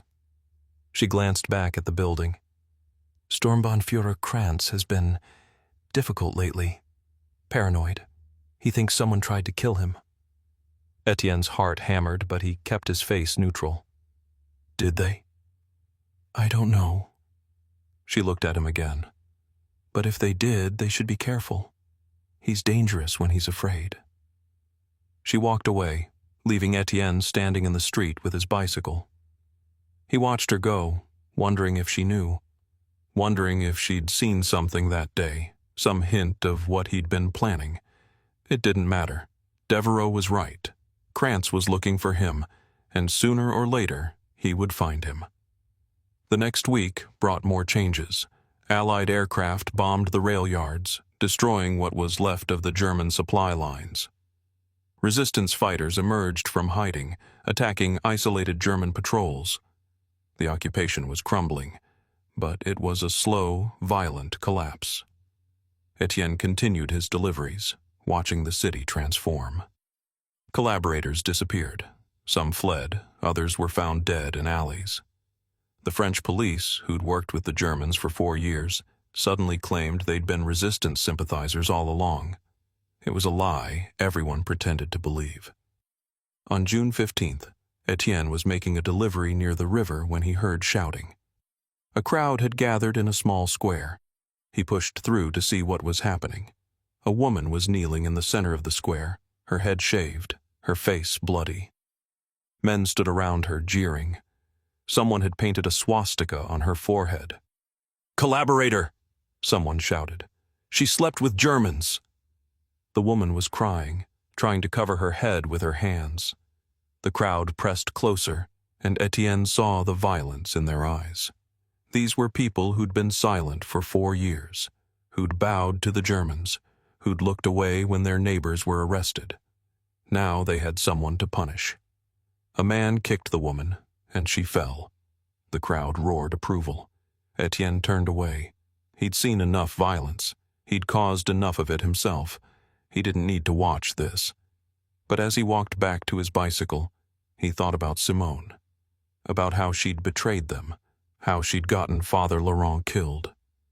If she'd lived, would she be kneeling in a square like this? Would Étienne be in the crowd, watching? He didn't know who he was anymore.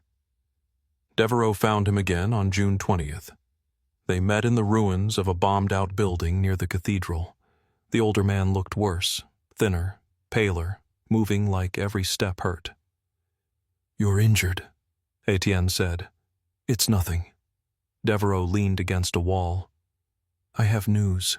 The Allies are pushing toward Caen. The Germans are falling back. It's only a matter of time before they retreat from Rouen." "How long?" "Weeks, maybe a month." Devereaux pulled out a cigarette, then seemed to think better of it and put it away. "But Krantz isn't waiting. He's planning to evacuate. He's taking files, evidence, anything that could be used against him after the war. Let him go. He's also taking prisoners." Devereaux's voice was hard. "People he thinks might be resistance. He's going to execute them before he leaves. Make an example." Étienne felt something cold in his stomach. "Who?" "I don't know all the names, but I know he's been watching your building." "Marie. Krantz was watching Marie." "When?" Étienne's voice was barely a whisper. "Soon. Maybe tonight. Maybe tomorrow." Devereaux straightened, wincing. "This is your chance. He's vulnerable now. Distracted. If you're going to kill him, it has to be now." Étienne thought about the grenade in his room, about standing in that hallway, watching Greta walk toward Krantz's office, about all the times he'd hesitated, all the times he'd pulled back from the edge. "I need to get Marie out first." "There's no time." "I need to get her out first." Étienne's voice was steel. "Then I'll do it. But not before." Devereaux studied him, then nodded slowly. "There's a safe house, near the old mill. Take her there. Then come back, and we'll finish this." Étienne went home as the sun was setting. The streets were nearly empty. Curfew was in effect, and the Germans were shooting anyone who violated it. He moved through the shadows, his heart pounding. The apartment was dark when he arrived. He climbed the stairs quietly, listening for any sound of German soldiers.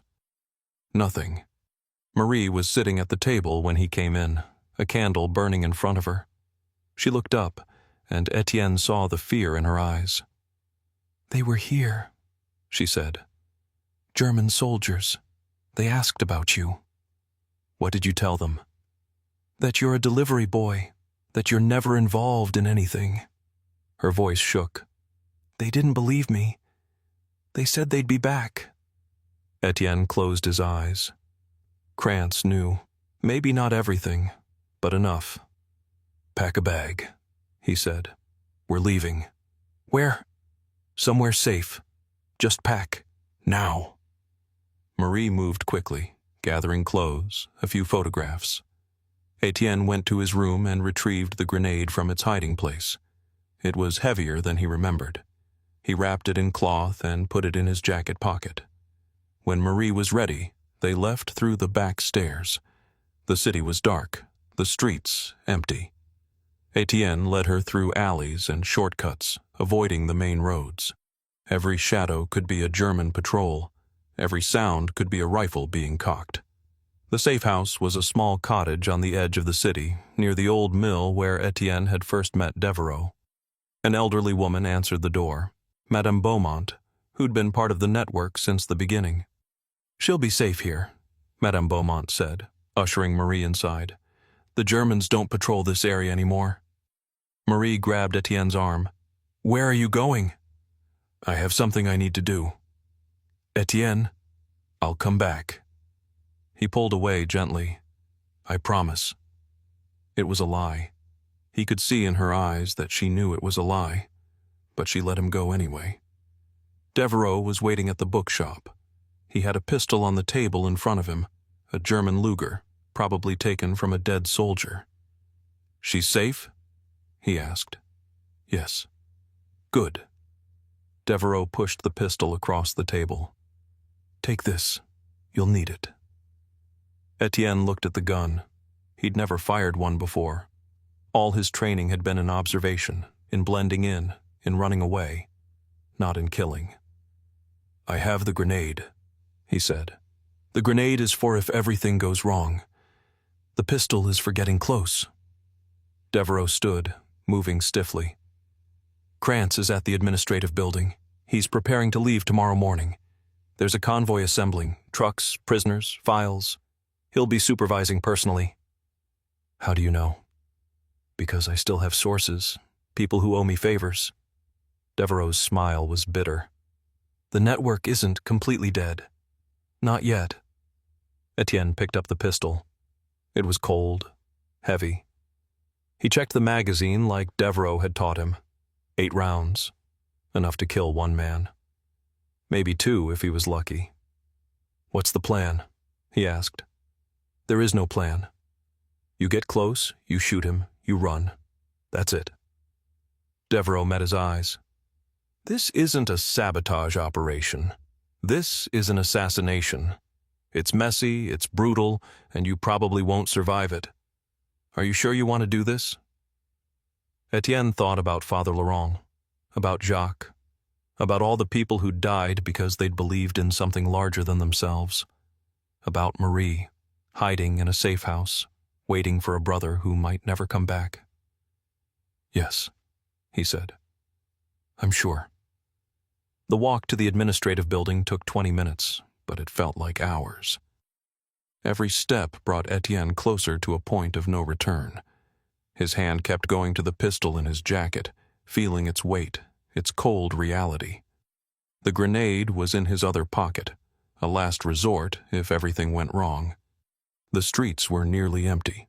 Curfew was in effect, and the few people still out moved quickly, heads down, avoiding eye contact. German patrols passed twice, and each time Étienne forced himself to walk normally, to breathe normally, to be just another delivery boy heading home late. But he wasn't a delivery boy anymore. He was an assassin, a killer. In a few minutes, if everything went according to plan, he would murder a man in cold blood. The thought made his stomach turn. He'd killed before, the German soldier at the rail yard. But that had been different. That had been chaos. Violence erupting in the moment. This was premeditated. This was walking into a building with the sole purpose of ending a human life. "Father Laurent would tell you it's murder," a voice whispered in his mind. "That killing is always wrong, no matter the cause. But Father Laurent was dead, tortured to death in a Gestapo cell because of Krantz, because of what Krantz represented. The machinery of occupation, the systematic destruction of everything decent." Krantz laughed, a wet, bubbling sound. "You think you're a hero? You're just a murderer, like me." Étienne shook his head, trying to clear it. He couldn't think about this now. He couldn't question. He just had to do it. The administrative building came into view, lit up against the dark sky. Trucks were parked in front, soldiers loading crates and files. The evacuation was in full swing. Krantz would be inside, supervising, making sure nothing incriminating was left behind. Étienne stopped in the shadows across the street, watching. His heart was hammering so hard he thought it might burst through his chest. His hands were shaking. He wiped them on his trousers, but they kept shaking. "You can still turn back," the voice whispered. "You can walk away. Go to Marie. Survive. The war is almost over. Krantz will be gone in a few days anyway." But that wasn't enough. Krantz had to pay. For Father Laurent. For Jacques. For all of them. Étienne took a deep breath and crossed the street. The entrance was guarded by 2 soldiers, young men, barely older than Étienne, with tired faces and nervous eyes. They straightened when they saw him approaching, rifles coming up slightly. Étienne forced himself to walk casually, his delivery basket over his arm. He'd filled it with bread from Monsieur Rousseau's bakery, a prop to make his presence believable. Just another delivery, nothing unusual. "Halt," one of the soldiers said in German. "What's your business?" "Delivery," Étienne replied in the same language, keeping his voice steady. "For Sturmbannführer Krantz." The soldiers exchanged glances. The one who'd spoken frowned. "At this hour? It's past curfew." He requested it specifically, for the journey tomorrow. Étienne shrugged, playing the part of a bored teenager annoyed at being called out late. "I'm just doing what I was told." The second soldier stepped closer, peering into the basket. Étienne's heart stopped. If they searched him, if they found the pistol. But the soldier just glanced at the bread and stepped back. "You have papers?" Étienne pulled out his delivery authorization, a forged document Devereaux had provided weeks ago. The soldier studied it, his lips moving as he read. Étienne could feel sweat running down his back despite the cool night air. Finally, the soldier handed the papers back. "Second floor. Krantz's office is at the end of the hall. Don't take long." "I won't." Étienne walked past them, through the entrance, into the building. His legs felt like water. He'd made it past the first obstacle, but there would be more. There were always more. The lobby was chaos. Soldiers rushed back and forth, carrying boxes, shouting orders. Officers stood in clusters, arguing over manifests and schedules. The smell of burning paper filled the air, files being destroyed in the courtyard, evidence of 4 years of occupation going up in smoke. No one paid attention to a teenage boy with a basket of bread. Étienne found the stairs and climbed. Each step felt heavier than the last. His hand went to the pistol again, feeling its shape through the fabric of his jacket. 8 rounds. He'd practiced loading and firing at the safe house, but that had been different. Shooting at targets, at shadows, not at a living, breathing human being. "You've done this before," he reminded himself. "The soldier at the rail yard. You can do it again." But that had been in the dark, in the chaos of an explosion. He'd barely seen the man's face. This would be different. This would be looking Krantz in the eyes and pulling the trigger. The second floor was quieter. Most of the activity was downstairs, focused on the evacuation. Étienne moved down the hallway, his footsteps echoing on the wooden floor. Doors stood open on either side. Empty offices, abandoned desks, the detritus of a collapsing regime. Krantz's office was at the end of the hall. The door was ajar, light spilling out. Étienne could hear voices inside. Krantz giving orders, another man responding. He stopped outside the door, his back against the wall, trying to control his breathing. His hand closed around the pistol grip. This was it. The moment he'd been preparing for. The moment that would define everything. You can still walk away. No. He couldn't. Not anymore. Étienne pulled out the pistol, checked the safety one more time, and stepped into the doorway. Krantz was standing at his desk, reviewing a document. Another officer, a captain Étienne didn't recognize, stood beside him. They both looked up as Étienne entered. For a moment, no one moved. Étienne stood in the doorway, the pistol half hidden behind the basket. Krantz's eyes narrowed, studying him. "Who are you?" the captain demanded in German. Delivery, Étienne said.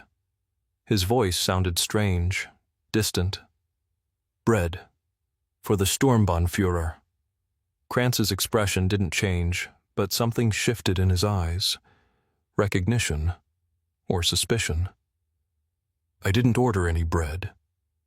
It was requested. I said I didn't order it. Kranz's hand moved toward the drawer of his desk, toward his own pistol. The captain stepped forward. Boy, you need to leave. Étienne dropped the basket and raised the Luger. The captain's eyes widened. He reached for his sidearm, but he was too slow. Étienne fired. The shot was deafening in the enclosed space. The captain stumbled backward, clutching his chest, blood spreading between his fingers. He fell against the wall and slid to the floor.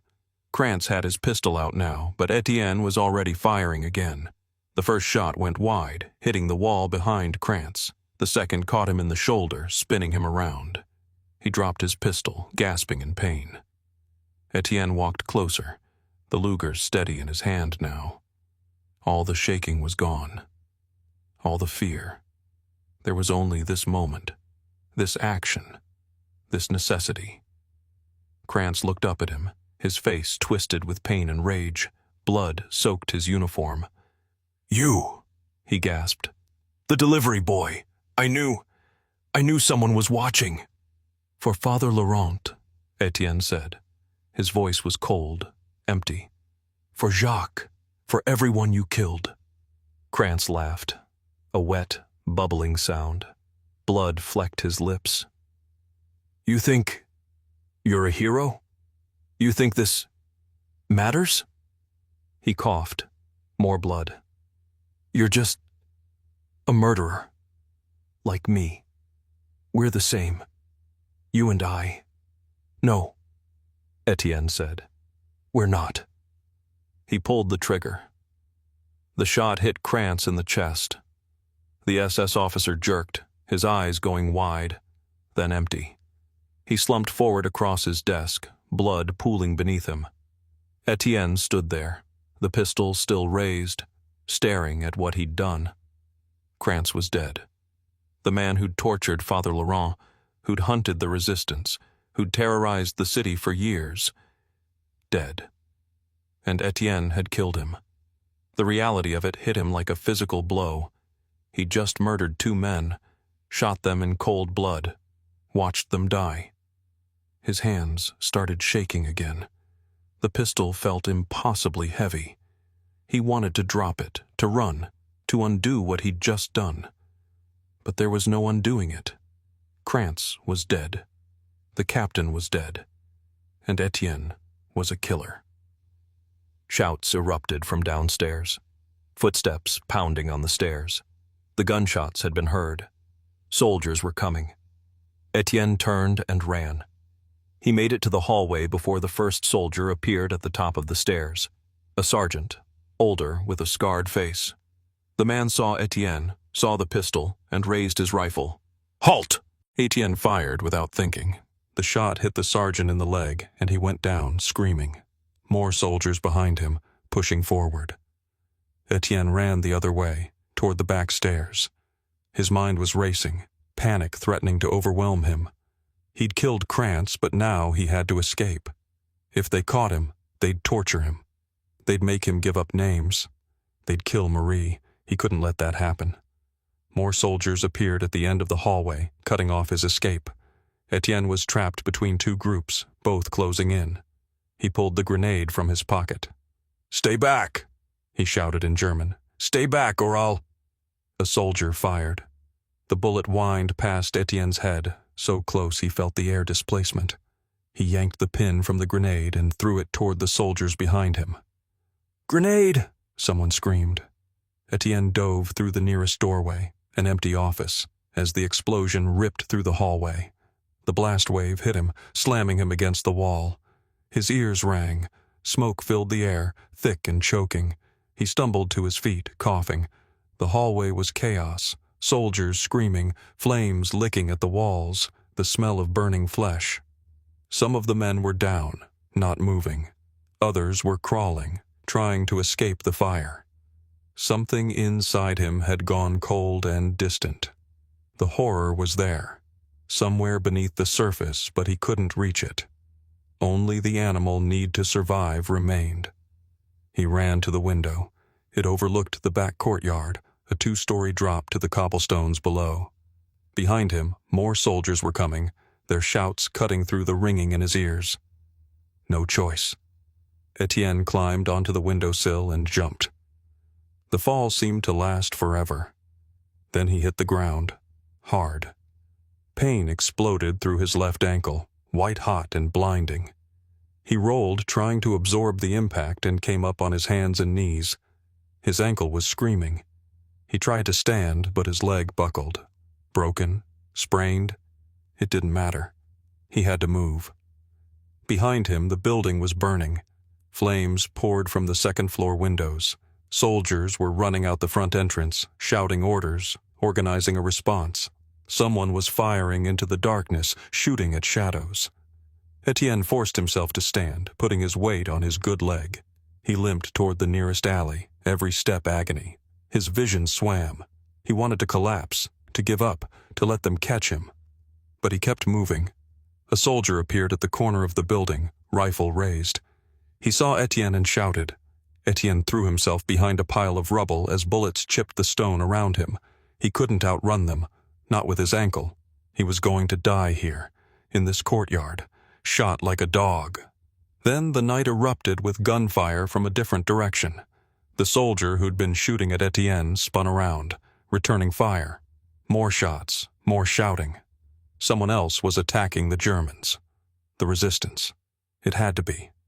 Devereaux must have organized a diversion. Étienne didn't wait to see what happened. He limped into the alley, using the walls for support, dragging his injured leg. Behind him, the battle continued. Rifles cracking, men screaming, the building burning. He moved through the maze of streets, using every shortcut he knew. His ankle was swelling, the pain so intense he wanted to vomit. But he kept going. One street, then another, then another. Finally, he couldn't go any farther. He collapsed in the ruins near the cathedral, behind a pile of rubble, and lay there gasping. His hands were covered in blood. Kranz's blood, the captain's blood, his own blood from where he'd cut himself on the window frame. He'd done it. He'd killed Kranz. And he'd survived. But as he lay there in the darkness, listening to the distant sounds of the burning building, the numbness began to crack. What rushed in wasn't triumph or satisfaction, just a vast, hollow horror at what he'd become. He'd murdered 2 men tonight, shot them at close range, watched them die. He'd thrown a grenade into a hallway full of soldiers. He'd jumped from a burning building and kept running. He was 16 years old, and he was a killer. The war had made him into this. The occupation, the resistance, the endless compromises and moral calculations. They'd taken a boy who delivered bread and turned him into someone who could look a man in the eyes and pull the trigger. Étienne closed his eyes, but all he could see was Kranz's face. The surprise, the pain, the blood, the way he'd slumped forward, dead. You're just a murderer, like me. We're the same. No, Étienne whispered into the darkness. We're not the same. But he wasn't sure he believed it anymore. Devereaux found him 3 hours later, hiding in the ruins near the cathedral. Étienne was shaking, his ankle swollen, his hands still covered in blood, some of it his own, some of it from the soldier he'd hit. You did it, Devereaux said. It wasn't a question. Yes. The building is still burning. They're saying it was a resistance attack. They've locked down the city. Devereaux sat down beside him. You need to disappear. They'll be looking for you. I know. I can get you out. There's a network of safe houses leading south. You can make it to the Allied lines in a few weeks. Étienne shook his head. I'm not leaving Marie. Then you'll both need to hide. Until the liberation. Devereaux pulled out a cigarette, lit it with shaking hands. It won't be long now.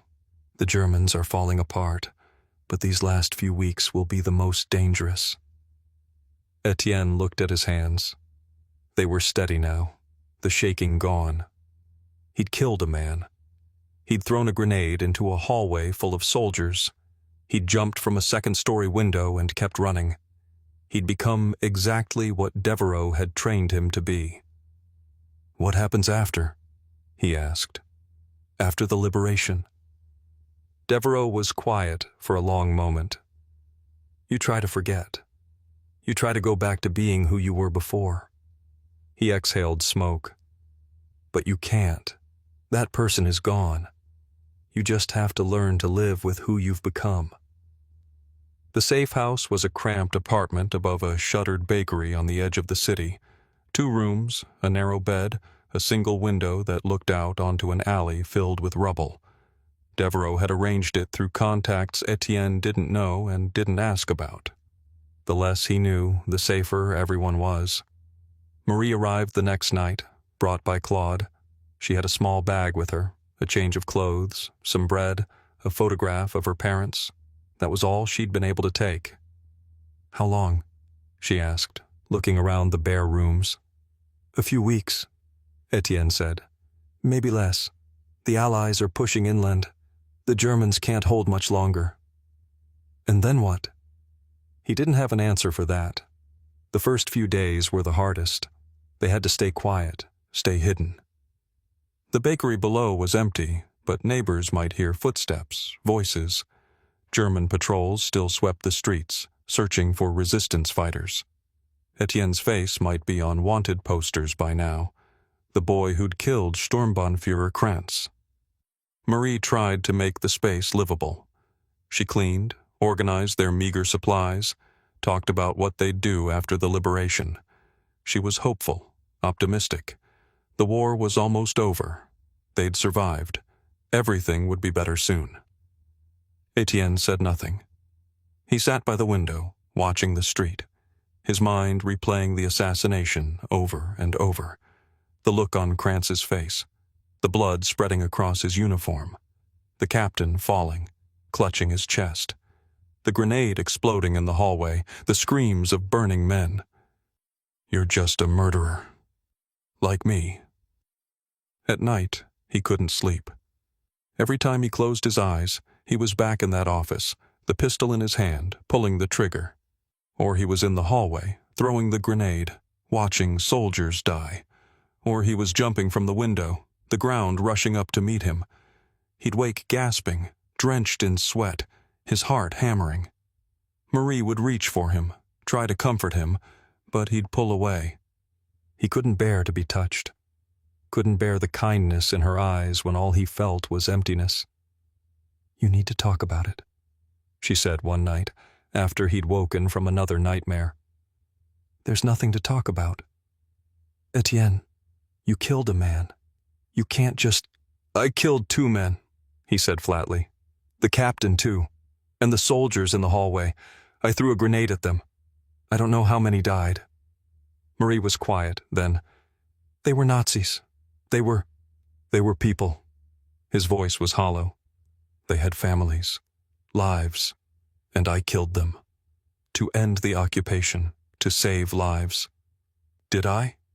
He looked at her. "Father Laurent is still dead. Jacques is still dead. How many lives did I save? How many did I take?" She had no answer for that. The days blurred together. Étienne stopped keeping track of time. He sat by the window, watching the street, waiting for German soldiers to kick down the door, waiting for the end. Marie grew restless.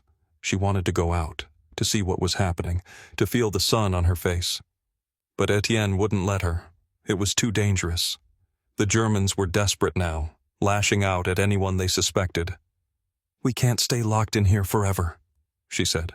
"Just a little longer." "You keep saying that. It could be weeks, months. Then it's weeks, months." His voice was hard. "You want to end up in a Gestapo cell?" "I want to live. I want to feel like a person again, not a prisoner." "You think I don't?" He turned on her, anger flaring. "I killed a man, Marie. I murdered him, and now I'm hiding like a rat because if they catch me, they'll torture me to death. So forgive me if I'm not ready to go for a fucking walk." She flinched. He'd never spoken to her like that before. "I'm sorry," she whispered. "I didn't mean, just leave me alone." She went into the other room and closed the door. Étienne heard her crying, but he didn't go to her. The sounds of war grew closer. Artillery fire in the distance, growing louder each day. The rumble of tanks, the crack of rifles. The city was tearing itself apart. Étienne watched from the window as German convoys fled through the streets, trucks loaded with soldiers and equipment, heading east. They were retreating. The occupation was collapsing, but the violence didn't stop. The Germans executed suspected resistance fighters in the streets, left their bodies hanging from lampposts. They burned buildings, shot civilians, destroyed everything they couldn't take with them. And the resistance fought back. Snipers picked off German soldiers, bombs exploded in convoys, street battles erupted, brief and vicious, leaving bodies in the gutters. One night, he woke to the sound of screaming. A group of men were dragging a woman into the street. She was crying, begging. They threw her to the ground and began beating her. "Collaborator!" someone shouted. "Whore!" Marie appeared beside him, her face pale. "What are they doing?" "Punishing her. She slept with Germans." They watched as the men cut off the woman's hair, shearing it close to her scalp.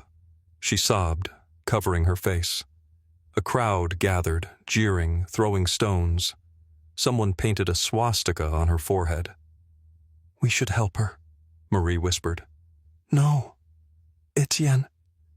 We can't risk being seen. And even if we could." He pulled her away from the window. "They'd turn on us too. But it's wrong. Everything is wrong." He looked at her, and for a moment he saw the horror in her eyes, not at what was happening in the street, but at what she saw in his face. "This is what liberation looks like." She stared at him, and he knew she understood. Something inside him had broken. Something that might never be fixed. On August 19th, the first Allied tanks rolled into the city. Étienne heard them before he saw them, the deep rumble of engines, the clank of treads on cobblestones. He went to the window and watched as American soldiers moved through the streets, rifles ready, scanning for threats. The Germans were gone, fled in the night, leaving behind only a rear guard that surrendered without a fight. The occupation was over. The city erupted. People poured into the streets, waving French flags, singing the Marseillaise. Women kissed soldiers. Men who'd hidden for 4 years emerged, claiming to be resistance heroes. The collaborators who'd survived the purges tried to blend into the crowd, hoping to be forgotten. "We can go out," Marie said, her face bright with joy. "Étienne, we can go out." He nodded slowly. "Yes, we can go out." They left the safe house for the first time in 6 weeks. The sunlight was blinding. Étienne had to squint, his eyes watering. The street was packed with people, laughing, crying, embracing. Someone thrust a bottle of wine into his hand. A woman kissed his cheek. "We're free!" she shouted. "We're free!" Marie was crying, laughing, swept up in the celebration. She grabbed Étienne's hand, pulling him into the crowd. They moved through the streets, surrounded by joy, by relief, by the overwhelming sense that the nightmare was finally over. But Étienne watched it all like he was watching a film. The sounds were muted, distant. The faces around him blurred together. He was there, but he wasn't. He was still in that office, the pistol in his hand, still in the hallway, throwing the grenade. "Étienne?" Marie was looking at him, concerned. Are you all right?" "I'm fine." They kept walking. The crowd grew thicker, more frenzied. Someone had set up a makeshift stage in the square, and resistance fighters were giving speeches. Étienne recognized some of them, men who'd done nothing during the occupation, who'd hidden while others fought. Now they were heroes, basking in the adulation. He felt a surge of anger, hot and bitter. These people had no idea. They hadn't killed anyone, hadn't thrown grenades into hallways full of men, hadn't watched people die. "I need to go," he said suddenly. "What? But I can't be here." His voice was tight. "I need to go." He pushed through the crowd, ignoring Marie's protests. People jostled him, laughing, celebrating. Someone spilled wine on his shirt. A man clapped him on the shoulder, shouting something about victory. Étienne kept walking until he found a quiet alley. He leaned against the wall, breathing hard, his heart racing. The sounds of celebration echoed around him, but all he could hear was the gunshot, the grenade exploding, the screams. Marie found him a few minutes later. She didn't say anything, just stood beside him, her hand on his arm. "I thought it would feel different," he said finally. "I thought, when it was over, I'd feel something. Relief. Joy. Something. What do you feel?" He looked at her. "Nothing. Like I'm dead inside." She was crying again, but not from joy this time. "You're not dead. You're here. You survived." "Did I?" He laughed, a harsh, bitter sound. "I killed people, Marie. I murdered them. I threw a grenade at men who were just following orders. I shot a captain who probably had a wife, children. What does that make me?" "It makes you someone who did what he had to do." "Does it?" He shook his head. "Krantz said we were the same. Him and me. Both murderers. And maybe he was right." "He wasn't." Her voice was fierce. "You're nothing like him. You fought for something. I fought for revenge."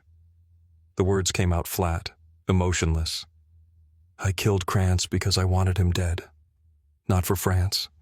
Not for the resistance. For me." Marie was silent. She didn't try to argue, didn't try to comfort him. What could she say? He was right, and they both knew it. They stood there in the alley while the city celebrated around them. The war was over. The occupation had ended. They were free. But Étienne knew he would carry what he'd done for the rest of his life. The faces of the men he'd killed, the weight of the pistol in his hand, the sound of the grenade exploding. He'd survived the war, but the war had changed him, hollowed him out, turned him into something he didn't recognize. That night, they returned to the safe house. It felt strange, unnecessary now. The Germans were gone. They could go anywhere, do anything. But Étienne couldn't face the crowds, the joy, the endless questions. Marie sat on the bed, watching him. "We need to talk." "About what?" "About us. About what happens now." Étienne stood by the window, looking out at the darkened street. Somewhere in the distance, people were still celebrating, singing, laughing, living. "I love you," Marie said quietly. "I've loved you since we were children, but I don't know who you are anymore." "Neither do I." "Then we need to figure it out. Together." He turned to look at her. She was so young, so hopeful. She still believed things could go back to normal, that they could be who they were before. "I don't think I can be who you want me to be," he said. "Be who I was." Marie's face crumpled. "I don't want you to be anyone but yourself." "This is myself now." He gestured at nothing, at everything. "Someone who kills people and doesn't know how to stop being at war." She stood, crossed to him, took his hands. "You're still human. You're still the boy I fell in love with." "No." He pulled away gently. "That boy is dead." They stood there in silence, the weight of everything unsaid hanging between them. The war was over, but its damage remained. In the buildings, in the streets, in the people who'd survived. In Étienne, most of all. 3 days after the liberation, Devereaux came to the safe house. Étienne heard the knock and tensed, his hand moving instinctively toward the knife he kept under his pillow. But Marie had already opened the door, and Devereaux stood in the doorway, looking older and more worn than Étienne remembered. "May I come in?" Devereaux asked. Marie glanced at Étienne, who nodded. She stepped aside, and Devereaux entered, closing the door behind him. "I wanted to see how you were," Devereaux said, his eyes on Étienne. "After everything." "I'm fine." "Are you?" Étienne didn't answer. He couldn't explain the numbness, the way he felt disconnected from everything around him. The celebrations in the streets felt like they were happening to someone else, in some other world he could no longer reach. Devereaux sat down at the small table. "They're forming a new government," he said. "They want people who were in the resistance, people who fought. Good for them." Devereaux studied him. "You should come. They're looking for young men who—" "No. Étienne, I'm done." Étienne's voice was flat. "I did what you asked. I killed Krantz. I helped win the war. I'm done." Devereaux was quiet for a moment. "What will you do?" "I don't know. Find work. Take care of Marie. Try to—" He trailed off. Try to what? Forget? Become normal again? He didn't even know what normal was anymore. "The things we did," Devereaux said slowly. "The people we killed, the compromises we made. They mattered. They helped end the occupation." "Did they?" Étienne looked at him. "Father Laurent is still dead. Jacques is still dead. Simone is still dead. The Germans are gone, but the people we lost aren't coming back." "No, they're not." Devereaux's voice was heavy. "But their sacrifice meant something. It has to mean something." Étienne wanted to believe that. He wanted to think that all the death, all the violence, had been for a purpose. But when he closed his eyes, all he saw was blood. Krantz's blood, the German soldiers' blood, Simone's blood. "I need to go," he said. Devereaux nodded. "If you ever need anything, I won't." Étienne walked away, leaving Devereaux standing in the street. He didn't look back. Life slowly returned to something resembling normal. The Germans were gone. The collaborators were being tried. The city was rebuilding. Étienne found work at a factory near the river. Hard, mindless labor that left him too exhausted to think. Marie went back to school, trying to reclaim the education she'd lost during the occupation. They didn't talk about what had happened. They didn't talk about Father Laurent, or the resistance, or the night Étienne had killed Krantz. They just survived. Months passed. Winter came, then spring. The war in Europe ended. People celebrated again, but Étienne stayed home. He'd had enough of celebrations. One day in June 1945, exactly a year after D-Day, Étienne was walking home from the factory when he saw her. Greta, the German nurse. He'd been thinking about nothing in particular, his mind in that familiar fog that had become his default state. The factory shift had been long, his hands were stained with machine oil, and his body ached in that dull, persistent way that made sleep easier. He preferred the exhaustion. It kept the memories at bay. Then he saw the woman standing outside the cafe, and his entire body went rigid. She was thinner than he remembered, her face gaunt, her blonde hair dull and pulled back severely.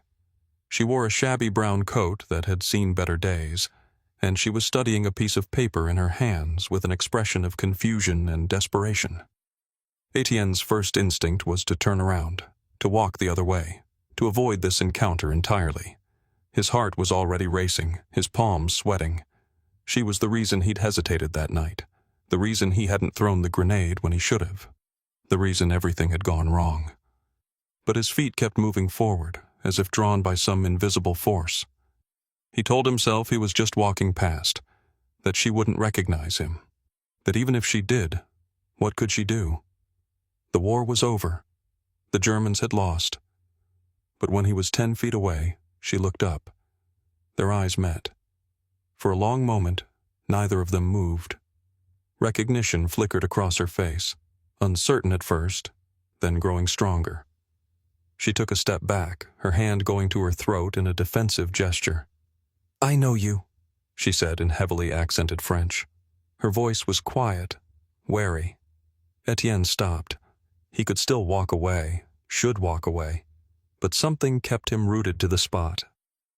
"The delivery boy," she continued, switching to German. "From that night, at the administrative building." He said nothing. His mind was racing through possibilities. Did she know what he'd done? Had she seen him in Kranz's office? Was she going to report him to someone? Though who, now that the Germans were gone? "I remember you," Greta said, still in German. "You were in the hallway. You had—" She paused, her eyes searching his face. "You had a grenade." Étienne's throat was dry. "Yes. But you didn't throw it. Not then. You saw me and you—" She trailed off, her expression unreadable. "Why?" "I don't know. You could have killed me. You should have. I was the enemy." "You were a nurse," Étienne said quietly, switching to German as well. It felt strange speaking the language again. He hadn't used it since the occupation ended. "You were just doing your job." Greta laughed, a bitter, hollow sound. "Just doing my job. That's what they all said at the trials. The officers, the administrators, the guards. We were just doing our jobs." She looked at him intently. "Is that an excuse? Does it make what we did acceptable?" "I don't know," Étienne said again. He felt like he was back in that hallway, frozen, unable to act. I couldn't." "But you could kill Sturmbannführer Kranz." It wasn't a question. Her eyes held his, and he saw no accusation there, just a kind of weary understanding. "I heard what happened. They said it was a resistance fighter, a boy with a pistol. The whole building was talking about it before we evacuated." Étienne's hands clenched into fists. "He deserved it." "Yes," Greta said simply. "He did. He was a monster. I saw what he did to prisoners. I heard the screams from the interrogation rooms." She looked away, her jaw tight. "I told myself I was just treating wounds, just doing medical work. But I knew. We all knew." "Then why did you stay? Where would I go?" Her voice cracked slightly. "I was a German in occupied France. If I'd tried to leave, they would have shot me as a deserter. If I'd refused to work, they would have sent me to the Eastern Front, or worse. So I stayed. I treated wounds. I looked the other way. I survived." Étienne understood that better than he wanted to admit. "What are you doing here, in France?" "Trying to leave." She held up the paper she'd been studying. "I need travel documents to get back to Germany. But the French authorities—" She shook her head. "They don't want to help Germans, even nurses, even people who never hurt anyone." "You were part of the occupation." "I know." Her voice was barely a whisper. "I know what that makes me. But I didn't choose this war. I didn't choose to be here. I was conscripted, assigned, ordered, and now I just want to go home, to see if my family is still alive, to try to—" She stopped, her eyes glistening. to try to be something other than what the war made me." They stood in silence.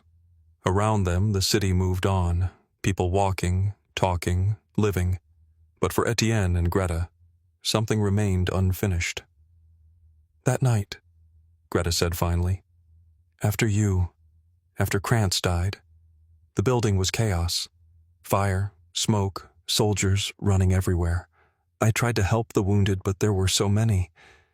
And then the order came to evacuate. We left them there, the ones who couldn't walk. We just left them." "I'm sorry," Étienne said, though he wasn't sure what he was apologizing for. "Don't be. You did what you had to do, what someone needed to do." She looked at him, and he saw the same haunted expression he saw in his own mirror every morning. "But it doesn't make it easier, does it? Knowing it was necessary. Knowing they deserved it. The killing still happened. The blood is still on our hands." "I threw the grenade," Étienne said quietly. "After I shot Krantz, when the soldiers came. I threw it into the hallway and I ran. I don't know how many died. I never counted." "Does it matter? The number?" "I don't know. Maybe. Maybe not." He looked at her. "Do you blame me for what happened?" Greta was quiet for a long moment. "No," she said finally. "I blame the war.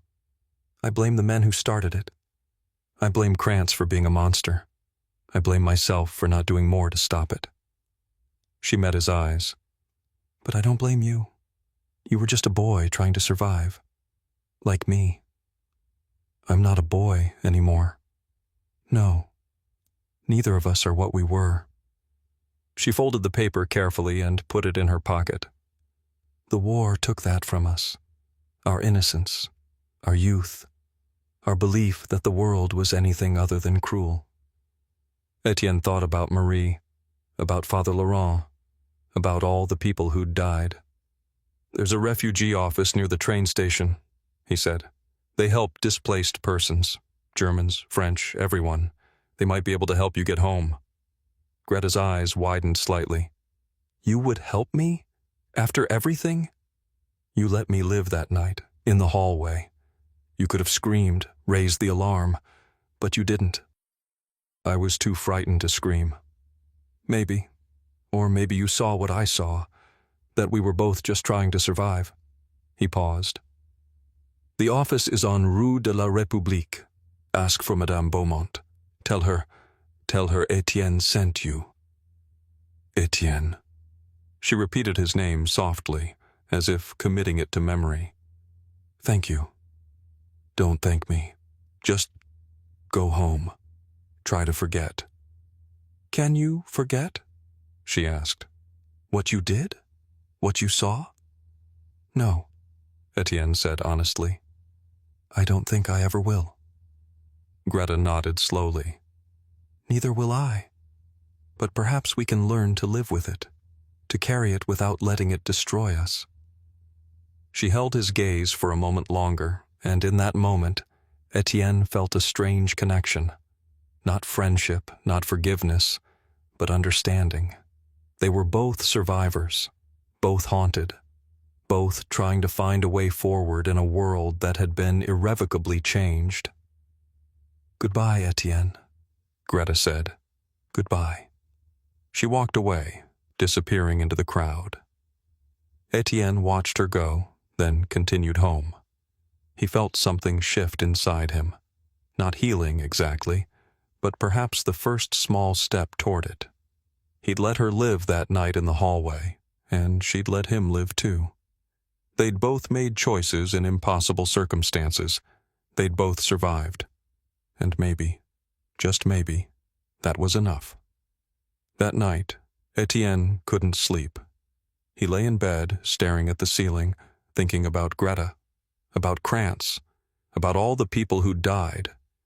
He thought about what Devereaux had said. Their sacrifice meant something. It has to mean something. But did it? The war was over. The Germans were gone. France was free. But Father Laurent was still dead. Jacques was still dead. Simone was still dead. And Étienne was still the boy who'd killed a man in cold blood, who'd thrown a grenade into a hallway full of soldiers, who'd become exactly what the war had needed him to be. He got up and went to the window. The city was dark, peaceful. No German patrols, no curfew, no fear. But Étienne felt no peace. He felt like he was still at war, still fighting, still running. He felt like he would be running for the rest of his life. Marie appeared in the doorway, wrapped in a blanket. "Can't sleep?" "No." She came and stood beside him, looking out at the city. "Do you ever think about going back? To how things were before?" "All the time." "Do you think we can?" Étienne thought about the boy he'd been 4 years ago. The boy who'd delivered bread and worried about his sister and dreamed of a future beyond the occupation. That boy was gone. He'd died somewhere between the alley where he'd found the dead resistance fighter and the office where he'd killed Krantz. "No," he said. "I don't think we can." Marie was quiet for a moment. Then she took his hand. "Then we'll just have to figure out who we are now." Étienne squeezed her hand, grateful for her presence. She was all he had left, the only connection to the person he used to be. "Yes," he said. "I suppose we will."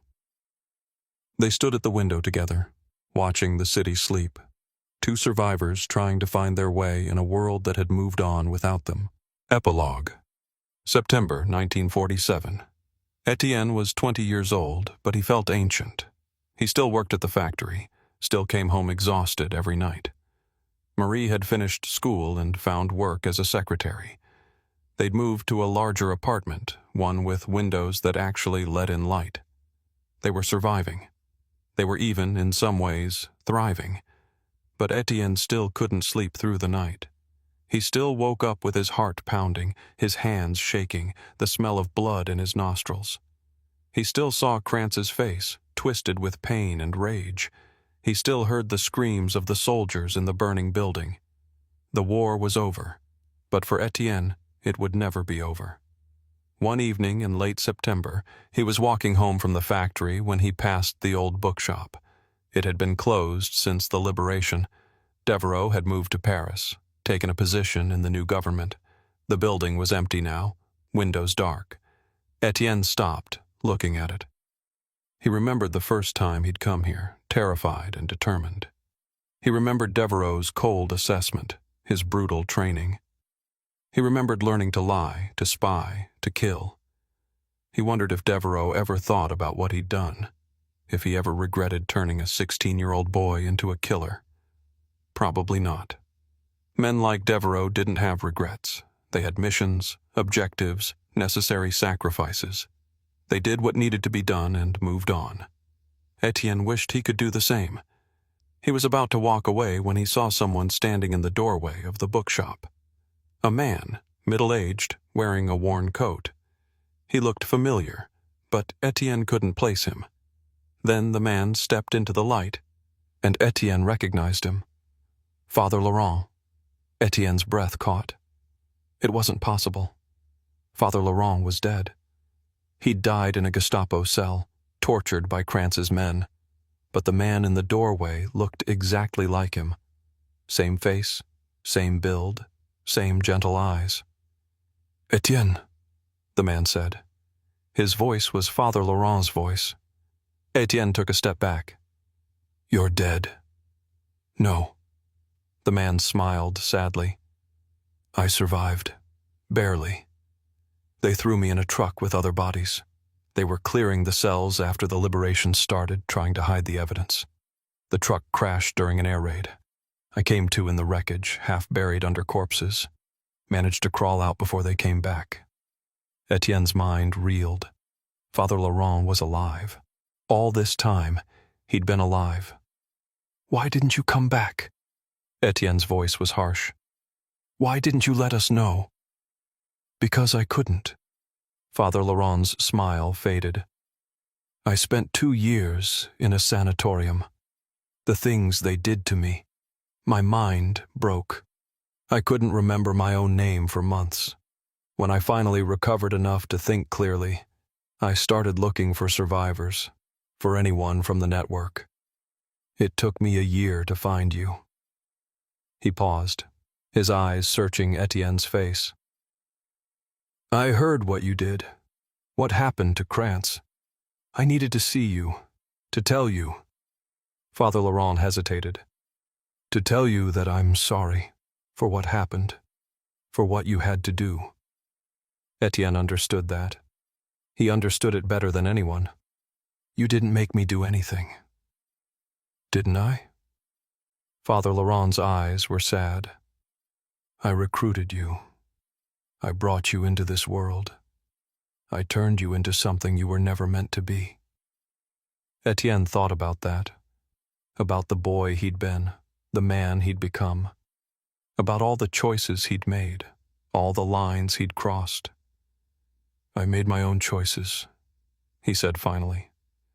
"I killed Krantz because I wanted to, not because you made me. Perhaps."